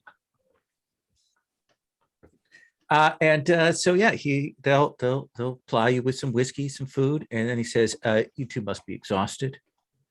Let me take you downstairs. You can use the showers, and we've got a couple of rooms down there for you. Okay." I just cannot that compared to the cell that we could have spent a night in. Really, we could sleep on the couch here on the deck. No, we'll get you downstairs. Takes you down to the sub basement. Very kind of Danish industrial maybe look, I guess I want to say here. Tiles and clean metal and white here, and couple of guest rooms there with nice IKEA style, but like real genuine high end stuff, and showers. There's a moment there where you're kind of reminded of certain films but you get yourself set up there. Sub basement, so we're not 100% underground, are we? We've got have we got some sort of like little natural light? Clearly, there's probably like a pool, like a room with a pool table and like a little strip of natural light that looks out onto that. But a small window, you wouldn't be able to crawl out of it. You wouldn't be able. No, I didn't think you'd be able to crawl out of it. No, of course you wouldn't. How many points of exit? I don't know US building codes. Can you have?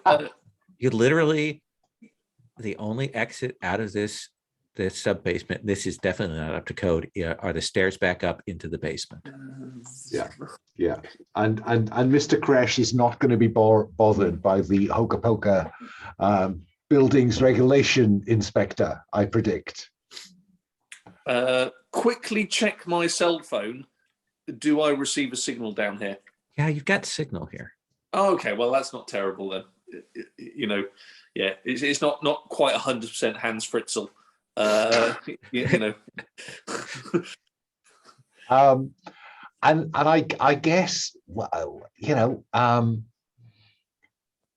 you guys stay up? I think I say to Jim, God, look at this shower, and I run the shower while talking to him because I've seen films. Mm-hmm. And I say, so what are we gonna do? We're gonna sleep in because they seem nice enough, but there's a path to an ancient warm mound down the bottom of the garden. So I'm inclined to think warm mound.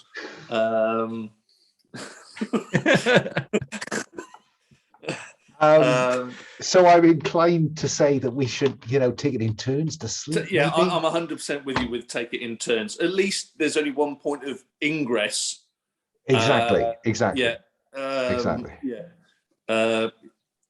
And clearly, yeah. let's try and make the best of a terrible situation. You guys okay? You need anything else? I just came down to check on you. No, no, Yeah, no. sorry, Rick. I was just showing Jim this shower. You know, Yeah, I mean, this is a it's better immensely- shower than I have in our house. And it's your kind of games room. This is some kind of place, Rick. Yeah, man. I appreciate your compliments. I'm glad that you can have discerning taste. Okay, well, I just want to check. I had Rosita bring down some extra towels and bedding and things like that. If you need anything else, you just hit the servants button there, and they will come and get you whatever you need. Okay. Excellent. Thank you. I'm sure we're fine. Thanks very Okay. much, Rick. All right. And then I mean, I don't even want to have an official handover in terms of keeping watch. I think we set our alarm for 2 hours on, 2 hours off. Yeah. Yeah. And just because what I'm imagining is a games room with a couple of bedrooms off, with a shower, and so 2 hours on, 2 hours off. But there's also like there's a nice home theater set up down here, and a little bar, and at least 2 other guest rooms down here, and like a laundry room. And a room that's surprisingly empty, but look like it might be a second laundry room because it has a drain in the floor, but it doesn't have the laundries in it. Please say there are no hooks on the roof. No. No, but you can see screw holes where presumably some dryer has normally hung. Yeah. So 2 hours on, 2 hours off, and we draw lots to who's awake when something awful happens. Yeah, Okay. bring it on. Bring it on.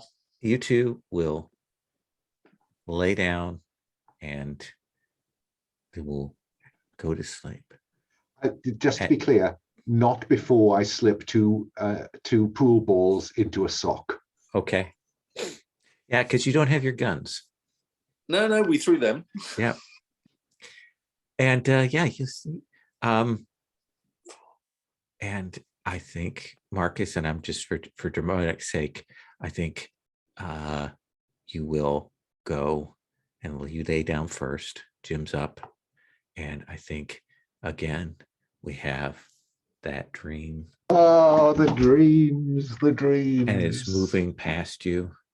It's that same dream and the filtered areas. And then I think there is that point at which you see in the path ahead of you, there is a mound.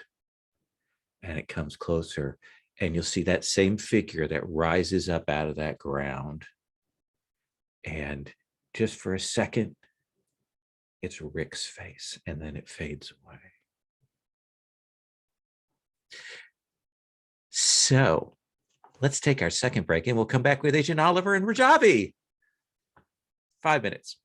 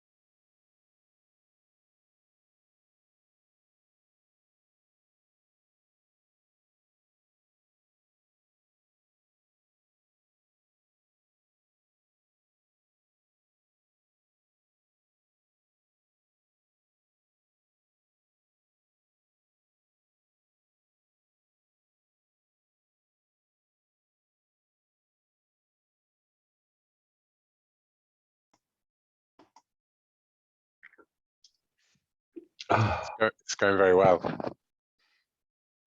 Yeah. I'm beginning to think we might have been better off in a bloody police cell, but it seemed like too big an opportunity to miss.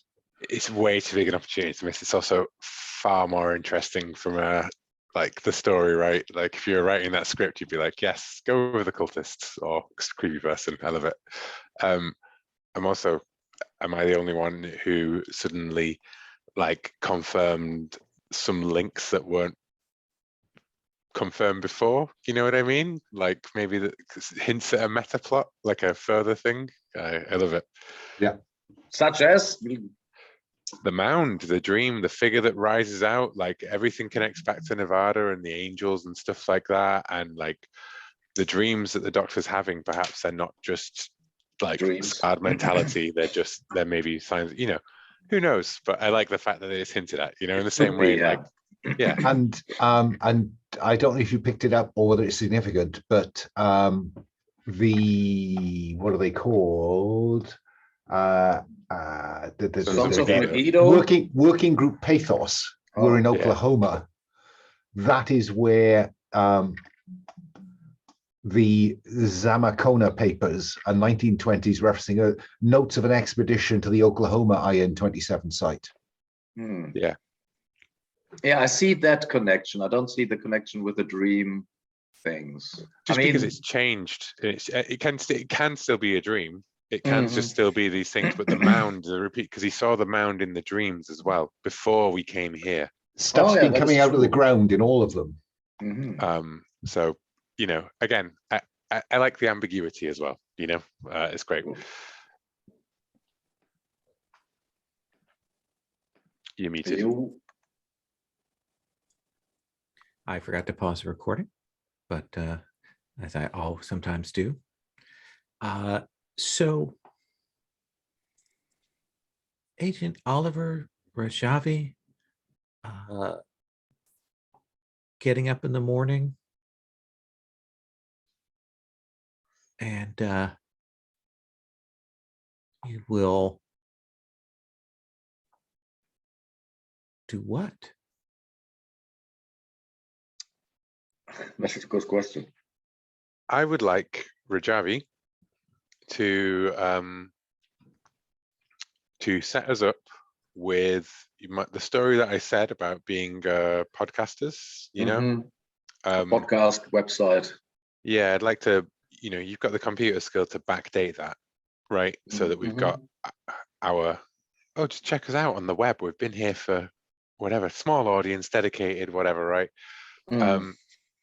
And we're going to take a trip into town, I think. Yeah, we need to. And we're basically, ultimately, I think that, our priority is that we need to retrieve our guys, but we're going to need to go into town for that because that's probably where they're going to end up. But we can't come to where they are. So in terms of that, I think we're heading into Hochburg to find out. Yeah, I check. Is there a hotel as well in town? There is surprisingly no hotel. There is a single motel in town. It's very strange for a town this size. I check availability. Yeah, they have a room. Shall we check in, Gene? Yeah, let me book it. They already kind of made me. Yeah, and Susan will steal some beautiful pictures and I don't know, field recordings from other websites and cobble together something. Oh yeah, I think that's no problem for you to do there. Combination of computers and preparedness if it gets tested, but I think you've got that set up. And then the two of you are driving into town, huh? Okay. Do we drive with the two? Do I drop you off at the place where you are supposed to get the other car? No, forget the other car. Okay. We don't need the other car. We got a car. It's fine. We can sort that out if we need to. We've got a car. We're just going into the town. I think the thing that will strike you as you go into this north access road is it really is just a 2-lane going in. And there's a certain part of it that is like on one side is like hill mountain, and the other side is a precipitous drop off. And there's probably about 150 meters of that at one point along the drive. And then there's the point at which you will see the very obvious cop, with the speed trap kind of observation thing, seated just after that kind of blind turn. And you're being particularly cautious. So even though the speed limit drops by about 20, you are on it and not going over the speed limit. But they definitely, your car goes past. They definitely clock you, and you're not sure. Maybe they try and catch the license plate, but they definitely there's only one way in, and they have an observation on it. And you will head in to this Starlight Motel. It's not a chain motel. It's clearly a locally owned place, and it is a pit. It is like you see there is a pool, but it's filled with leaves and stuff. You will see that there's a vending machine for a soda brand you've never heard of. There's an ice machine, and everything here has a thin veneer of rust and decay on it. And Susan will turn to Jean and say, this is rural America, the salt of the earth, hoping to flatter maybe the person behind the counter. You called for a room? Oh, yes. Is there a room available? Yeah. Well, lovely. So I think I'm turning to Jean again. I think I'm starting the podcast right now. So this is the Wild Trail. Are you recording right now? Not if you don't want to. No, you can't record. Can't record here. That's not allowed. Oh, I understand. No problem. No problem. I'm trying to work out a way of showing her the pictures of Azimuth Prime, or like seeing if they know any of them. Is there a safe way to do that? Right away. Let's get No, there. just to work towards it, like even then, because they don't really link in, do they? You know what? Who was it who had the cover of being journalists? It was two of the old agents pretended to be journalists working with the National Park Museum Service or something like that. Yeah, right? let's say Mies and Noragula. It was actually Petkovsky and Noragula. Okay, then that's perfect. Yeah, documentarians. Yeah. I'm going to drop the names of Petkovsky and Noragula as like documentarians who are coming here to they work with the University of Alabama and the National Park Service. We're picking up on their work.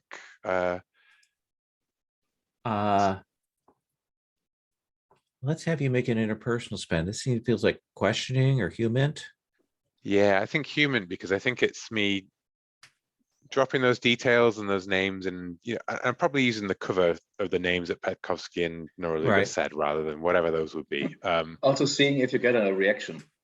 Yeah, like does the name and the dropping change the demeanor at all? So when you say Petkovsky, but you say Noragula's color name, and he's like kind of like his demeanor kind of changes. And this is a young man. He's maybe in his 20s. You guess Hispanic descent, and he's like, no.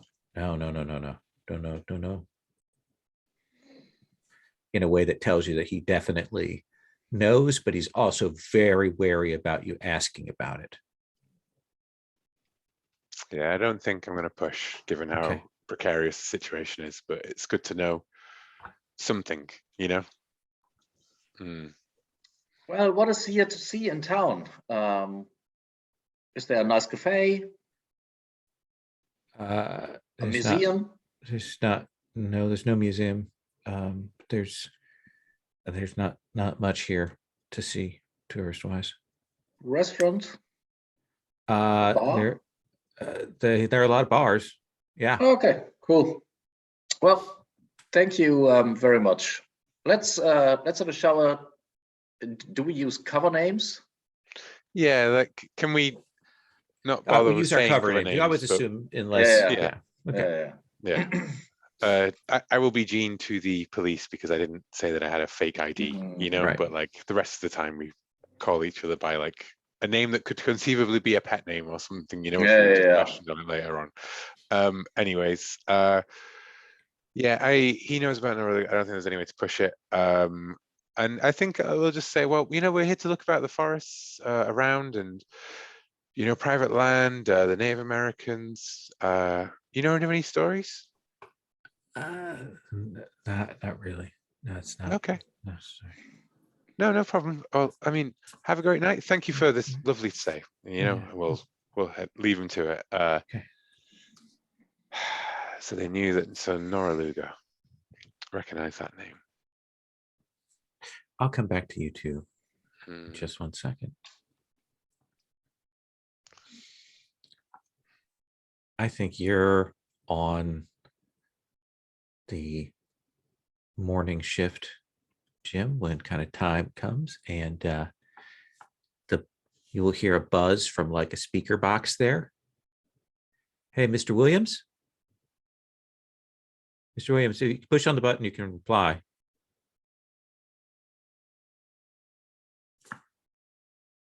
Mr. Williams, are you there? Paul? You're muted, Paul. Yeah, yes. Oh, sorry, yeah, I was asleep. Yeah. So we've got some breakfast up here for you to eat and get ready. Superb. And I called my driver, and they'll take you where you need to go out of town. Okay. Excellent. Yeah, I'll just wake Marcus up, and yeah, I'm sure he'll want to speak to his wife. Let her know. Absolutely. And guys, will pull yourselves out of bed, and you can head upstairs after you get changed, like back into your clothes, or probably slept in your clothes, I assume. And kind of up to the basement. You see like one of the band members is down there, kind of seated, kind of watches you go past. Morning. And goes up, and Rosita will see you there, and we'll take you into the dining room.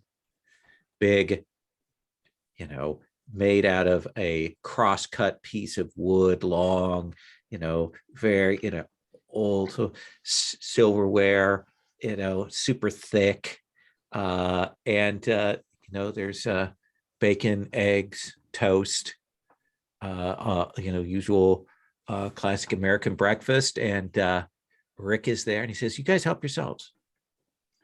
Yeah, I just need to call my wife just to so I'll wander out onto the deck, I think, to call my wife. Okay.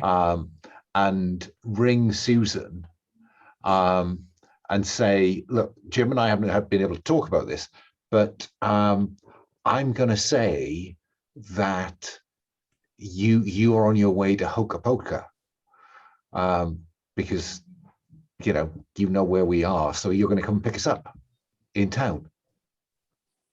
So I will be your wife? Yeah. Is that okay? Yeah, that's okay. I'm also apparently a podcaster. Not sure how convincing that will be. Okay. I just don't know how. They never said what your wife was, the original reason, the hike and the coming out and everything. That's what your hubby's doing while you're out here on business with the podcast. If it comes down to that, Yeah, if Yeah, it comes yeah, down to that, that is the most flimsy of explanations. it's no flimsier than each of our explanations are independently. Well, You know? it is. It is two flimsy things glued together. Yeah. Metal Yeah, is, to is make bad. a boat that won't possibly break apart. A tissue of lies. It's all good. yeah, yeah. Well, I can Two- do that, sure. Two flimsy lies linked by a tissue. Yeah, okay. But that's and I go in and say, oh, Rick. Well, let me give you a second here, Marcus, while you're on the phone. Jim, Rick will say, hey, help yourself. Help yourself. And You I'll note turn he's around not to- eating. He's not eating. I'll turn around to Rick and say, do you think Rosita would be able to whip up, some Latino breakfast? Back in Chicago, that was the biz. Yeah, I think she could whip up something more ethnic. Absolutely. And he Can I say Rosita, something? Rosita. Can I say something, some Mexican sort of type food to Rosita? Mhm. I'm trying to gauge her. I'm sort of a bit worried about the amount of,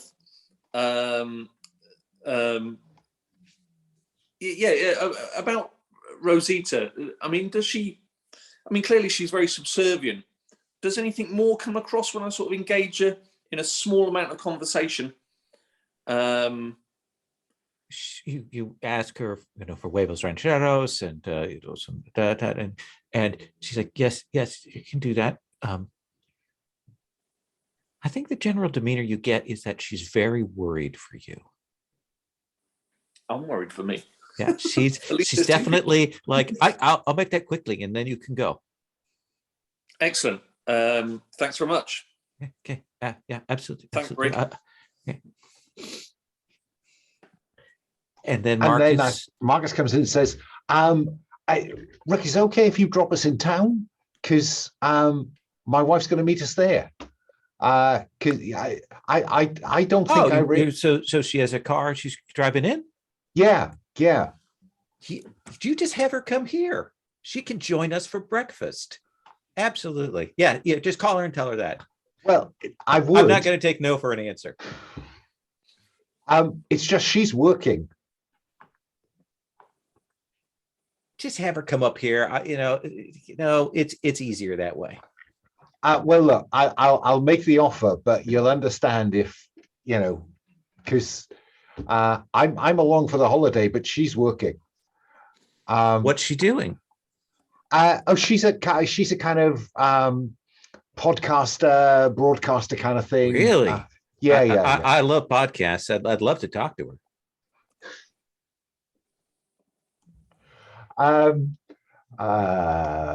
Is there anyone? It's our number one way of getting our band's name out there is on podcasts. It's new media. Okay. We like spreading the word. I would like to embark on negotiation. I want to see if there's a way that I can get us into town with an offer to come back if work falls that way. Interesting.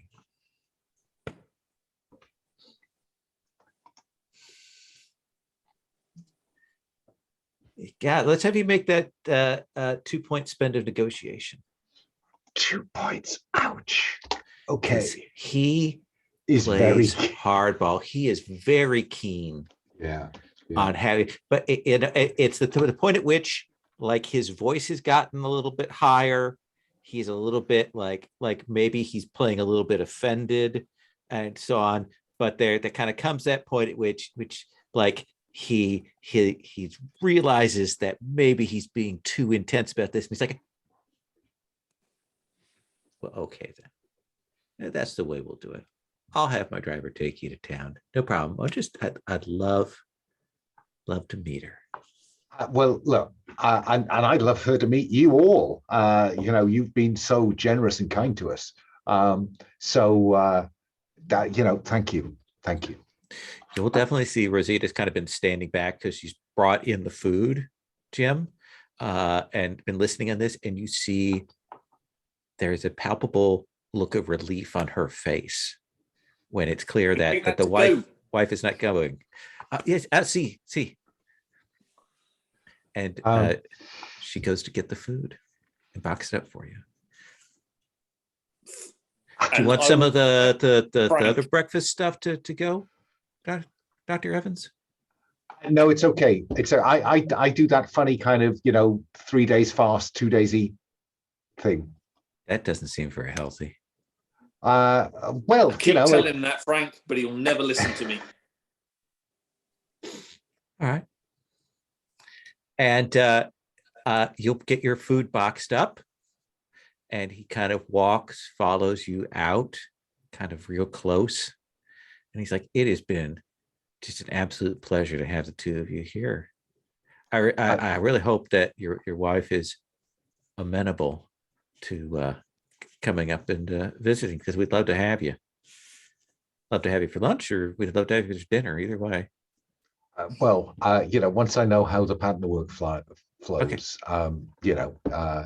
but I cannot thank you enough. Yeah. If I think of, we could spend last night in a cell, we could be, wow, Rick, just amazing. Thank you. And he says, Rodrigo, and speaks to him in Spanish and tells him to drive these two into town, take the good road. They're going to meet someone in town, drop them off. And he's like, okay. And I think we're going to cut forward to Jean, Susan kind of walking around this place a little bit. You will note that there are no grocery stores here.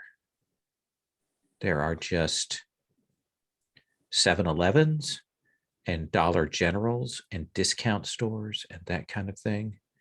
You'll see maybe one restaurant. All the rest are fast food places here. You'll see a group of people. This unmarked bus comes up, and you see a group of people who are clearly workers. A group gets off this bus and a group gets on this bus, and you see them. They all look, everything they're wearing is a little bit threadbare, a little bit worn out. You see them drive, and this bus clearly goes and heads out, maybe out to that Amazon facility. And the people that got off, do they, linger, or do they go to the bars? A couple of them probably will head toward the bars, but most of them are kind of, this is like 8, 9 in the morning. They've just gotten off their shift. Mm-hmm. Some of them will go to these discount places, and you see them buy food there. White bread and chips and packaged sandwich meat, maybe some cans of beans, that kind of thing.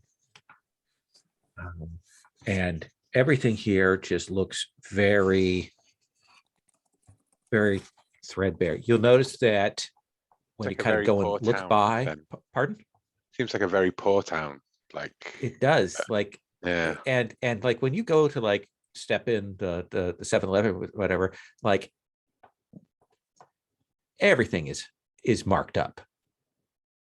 Yeah, it's expensive. Everything's expensive here. Yeah. This is ringing really odd with Jean, with the level of police that are here as well. It's not, something's odd about this. You're Jean, let's say you stop, because you want to check in and maybe get a bottle of water. Oh, I mean, it's part of the whole, if I didn't need a bottle of water, I went in there anyways to pretend that I needed a bottle of water. Yeah. And you do, and you pull out your wad of bills, and you're like, I could have sworn I had more money than this.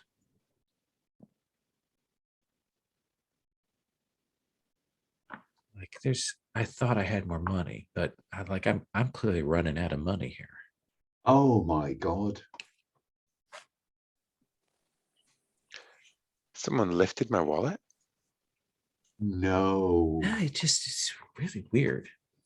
So it's at that point that you'll see this nice kind of out of place, like the few cars that you've seen around here, not in great shape.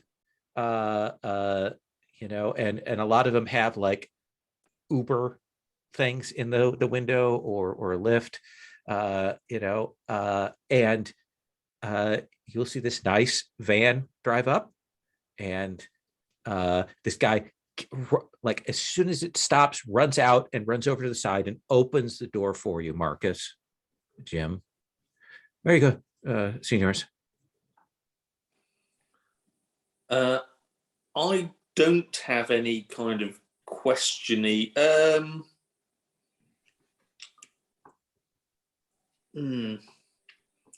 I think to just sort of like chat to him and try and drain information out of him. Streetwise? Yeah. Let's have you make a spend.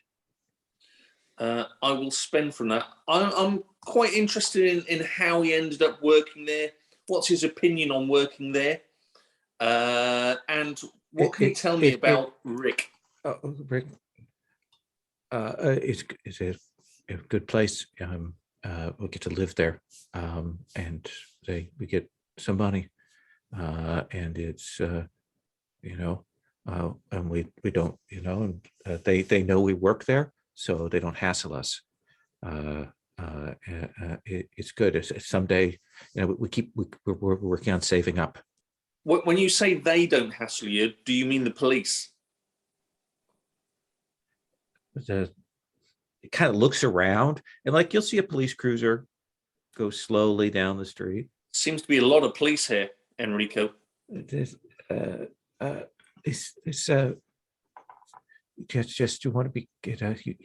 You want to get out of town. That's just, you know, you. Where do you want to get out to? Where's your dream escape? No, I can't leave. Why not? I have to go. And he will get back in the van, and he will drive. And the four of you are together once again. Susan, what do you say to your team? Well, this is an odd place, friends. It's very odd. This is very dystopian America. I know there's a big wealth divide in America, but this takes that to the extreme. We just came from a place where a guy had everything. You name it, he had it. Before we leave, I want to tip the driver. Thank you. Thank you. He's very appreciative of that. Thank you. The money doesn't disappear in his hand or some magic shit. Not yet. No. Not yet. Gene is, I think, probably, you know, there's some bits of her like just got thumbing through those bills in confusion. Mm-hmm. Yeah.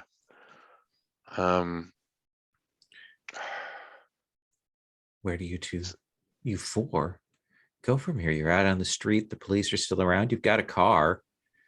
But... we need to like exchange ideas, I think, somewhere. Well, you said there were a lot of fast food joints. Yeah. So, let's have a Mac breakfast or chained something. fast food or non-chained?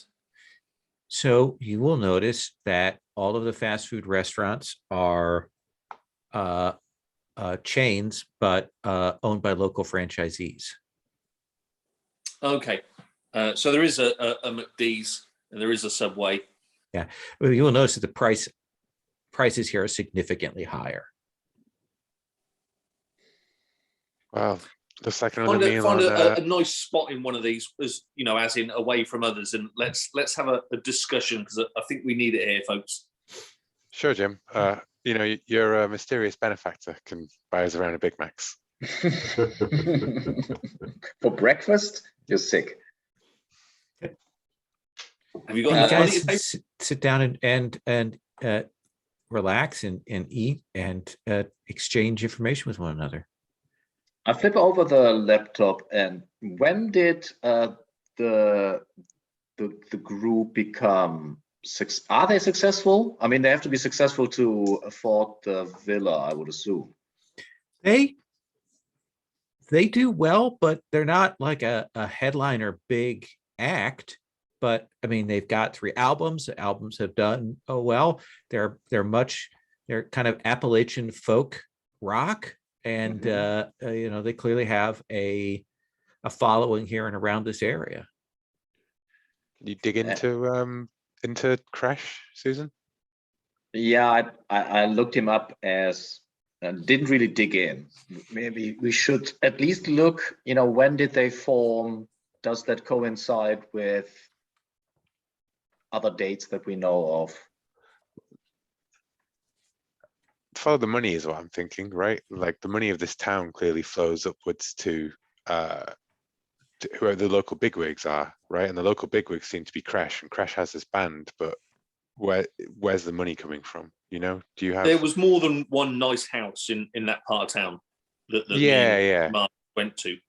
But So the Yeah. others didn't care that he made the music. Like if they're all rich and famous, they would piss each other off, I would assume. Just the deference of the cops who we've identified as being corrupt. If I was in a film noir, I'd be like, well, who benefits? You know what I mean? Like beyond the weird stuff, it would help us understand. And I'm just, because you're the like the info analyst kind of character, right? That we have. So I'd like to try and find that out through whatever means we can get on a laptop. Interestingly, Marcus has accounting. Yeah. So you want to make an accounting spend? I think so. I mean, I imagine, I don't know, Horst, tell me not on this one, that I'm going to need you to do the computer work Yeah, and you while I do advise the me. analysis. Exactly. Yeah. So I think Mr. and Mrs. Evans will return to the motel, and I'd like to make an accounting spend. I think just What is it that you are aiming to find out? I'm trying to work out where it is. What Will said. Follow the money. I want to get some sense of the franchise owners. You know, are they? Is there some kind of umbrella company that runs anywhere? You know, locally. Is there any connection between the time at which the band begins to have money to spend and isn't just touring halls, and when I've forgotten his name, when Perkins? Harris Perkins disappears off? You know, is there any link to the various timelines we've got? So well, let's start kind of where we're aiming to get a pattern look here. And one of the things I think you'll see is that there are a number of names, family names that repeat throughout. Besides Crash, besides the name of the other members of the band, there are other family members of theirs that appear for managing the franchises, for what is the word for it? I've just lost it out of my head there. They are also investors in the medical marijuana facility that's there. They're also associated with the essentially the package disposal facility. There's a lot of industry, but it keeps coming back to some names back there. You'll get the names of the families that'll tie back to right now, the members of the band, and then the name of the mayor is Corey Stonecipher. He's in his late 30s. He's apparently been mayor of Hochipoka for a long time, like since the early 20s. that's pretty unusual, isn't it? It seem a little unusual there. Okay, just spitballing here, folks. Are Mhm. we thinking something relating to those papers? These people have been in charge for a long, long period of time. Generational sort of. Is that the case? Is it generational that these families have they been rich all of their lives?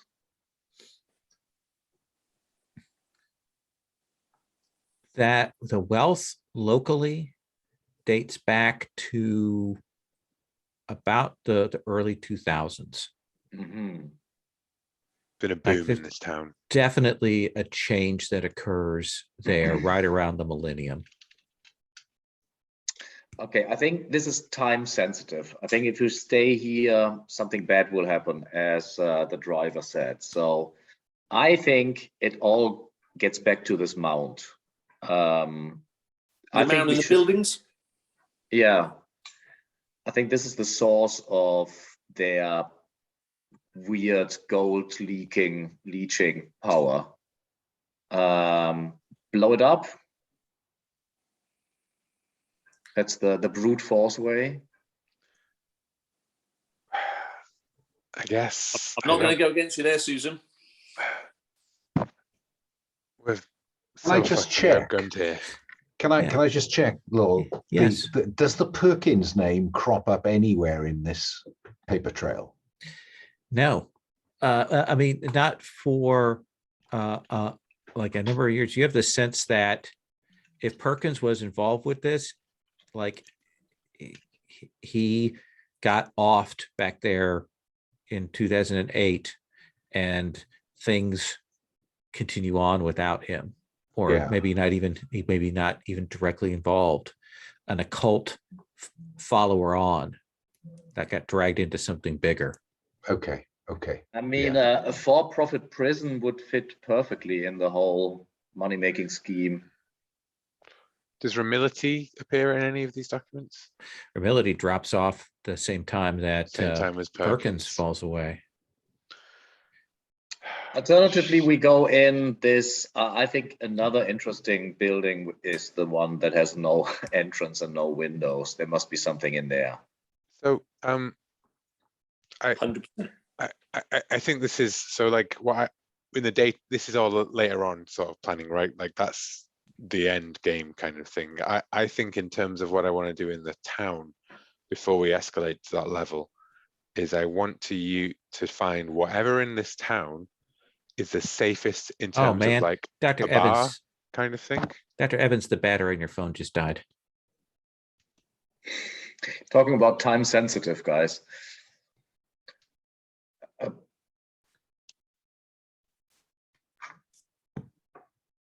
And it shouldn't have.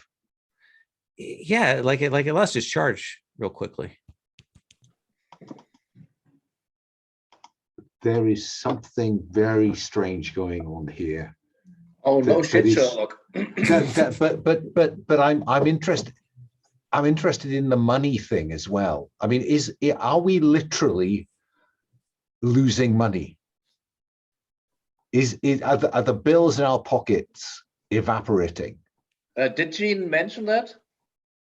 I assume she did when we had the conversation. I would have definitely like been It's all staring that at my you've got- wallet and like muttered and said stuff, like about how, you know what I mean? Like we'd have had some sort of like weird That conversation car that we'd cost all. $4,000, and you only managed to get that for it.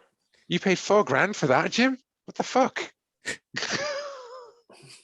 Because I suppose what I'm interested in is the degree to which this is a phenomenon that we are becoming conscious of. No, there was the moment when you went to like buy the Big Mac when at first your card was declined, and then they said, "Oh, sorry, that was an error." There's the moment when Jean goes to light her cigarette, and the lighter flew out of the lighter. So this is energy. Money is energy. Is it? Yeah, but because Gene, you've been using cash money. Yeah. A wad of cash money that is now thinner than it was.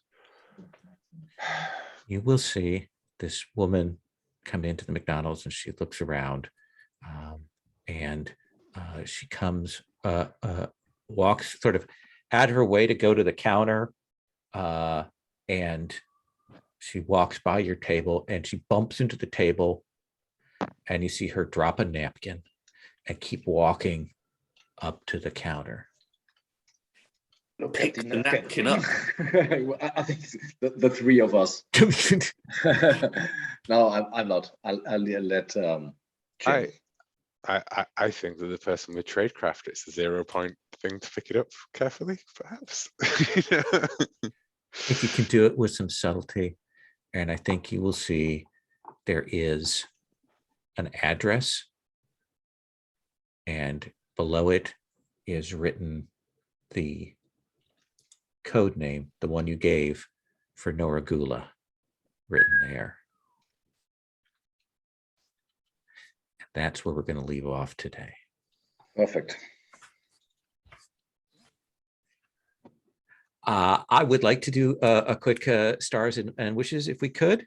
Let's start from the bottom, work our way up. Paul. It's got to be a start, you lol. That was, we had horror early on. Everything blended really well. Great pacing, phenomenal. It really was textbook gem. And again, good teamwork. Nobody took up massive slices of time. I thought everybody really worked well together. No stepping on toes. Stories worked well together. So yeah, just good group work all round. Really enjoyed it. Looking forward to maybe the flamethrower. Okay, I write that down. Flamethrower. I'm going to buy you a pack of stickers. It's just a flamethrower sticker. You may have to burn the whole town down. Alan. That was genuinely creepy, without anything really creepy happening. So that was all atmosphere, and I envy the ability to do that. That was just very good, very good. We just spent a night in the nicest place either of us have ever been in real life or in gaming life, and yet we were afraid to go to sleep. By the way, I want to give a star for pushing on the negotiating, like being willing to make that 2 point spend and push on that. Just to get out the fucking house. Wishes? I don't know. I mean, I am wanting my fringe and occult to kind of tell me something about what's going on here, I think. Absolutely. To be able to put this in some kind of framework or scaffolding. Because at the moment I'm feeling that we are out of our depth by some way. Now, I think that's perfect. And let's try and start out with that kind of read of the situation, since you were kind of already leading towards that. We'll start out the session with maybe some of that analysis from that direction. Susan? Yeah, I really enjoyed the session. I like the weird spell that lies over town. Very dystopian.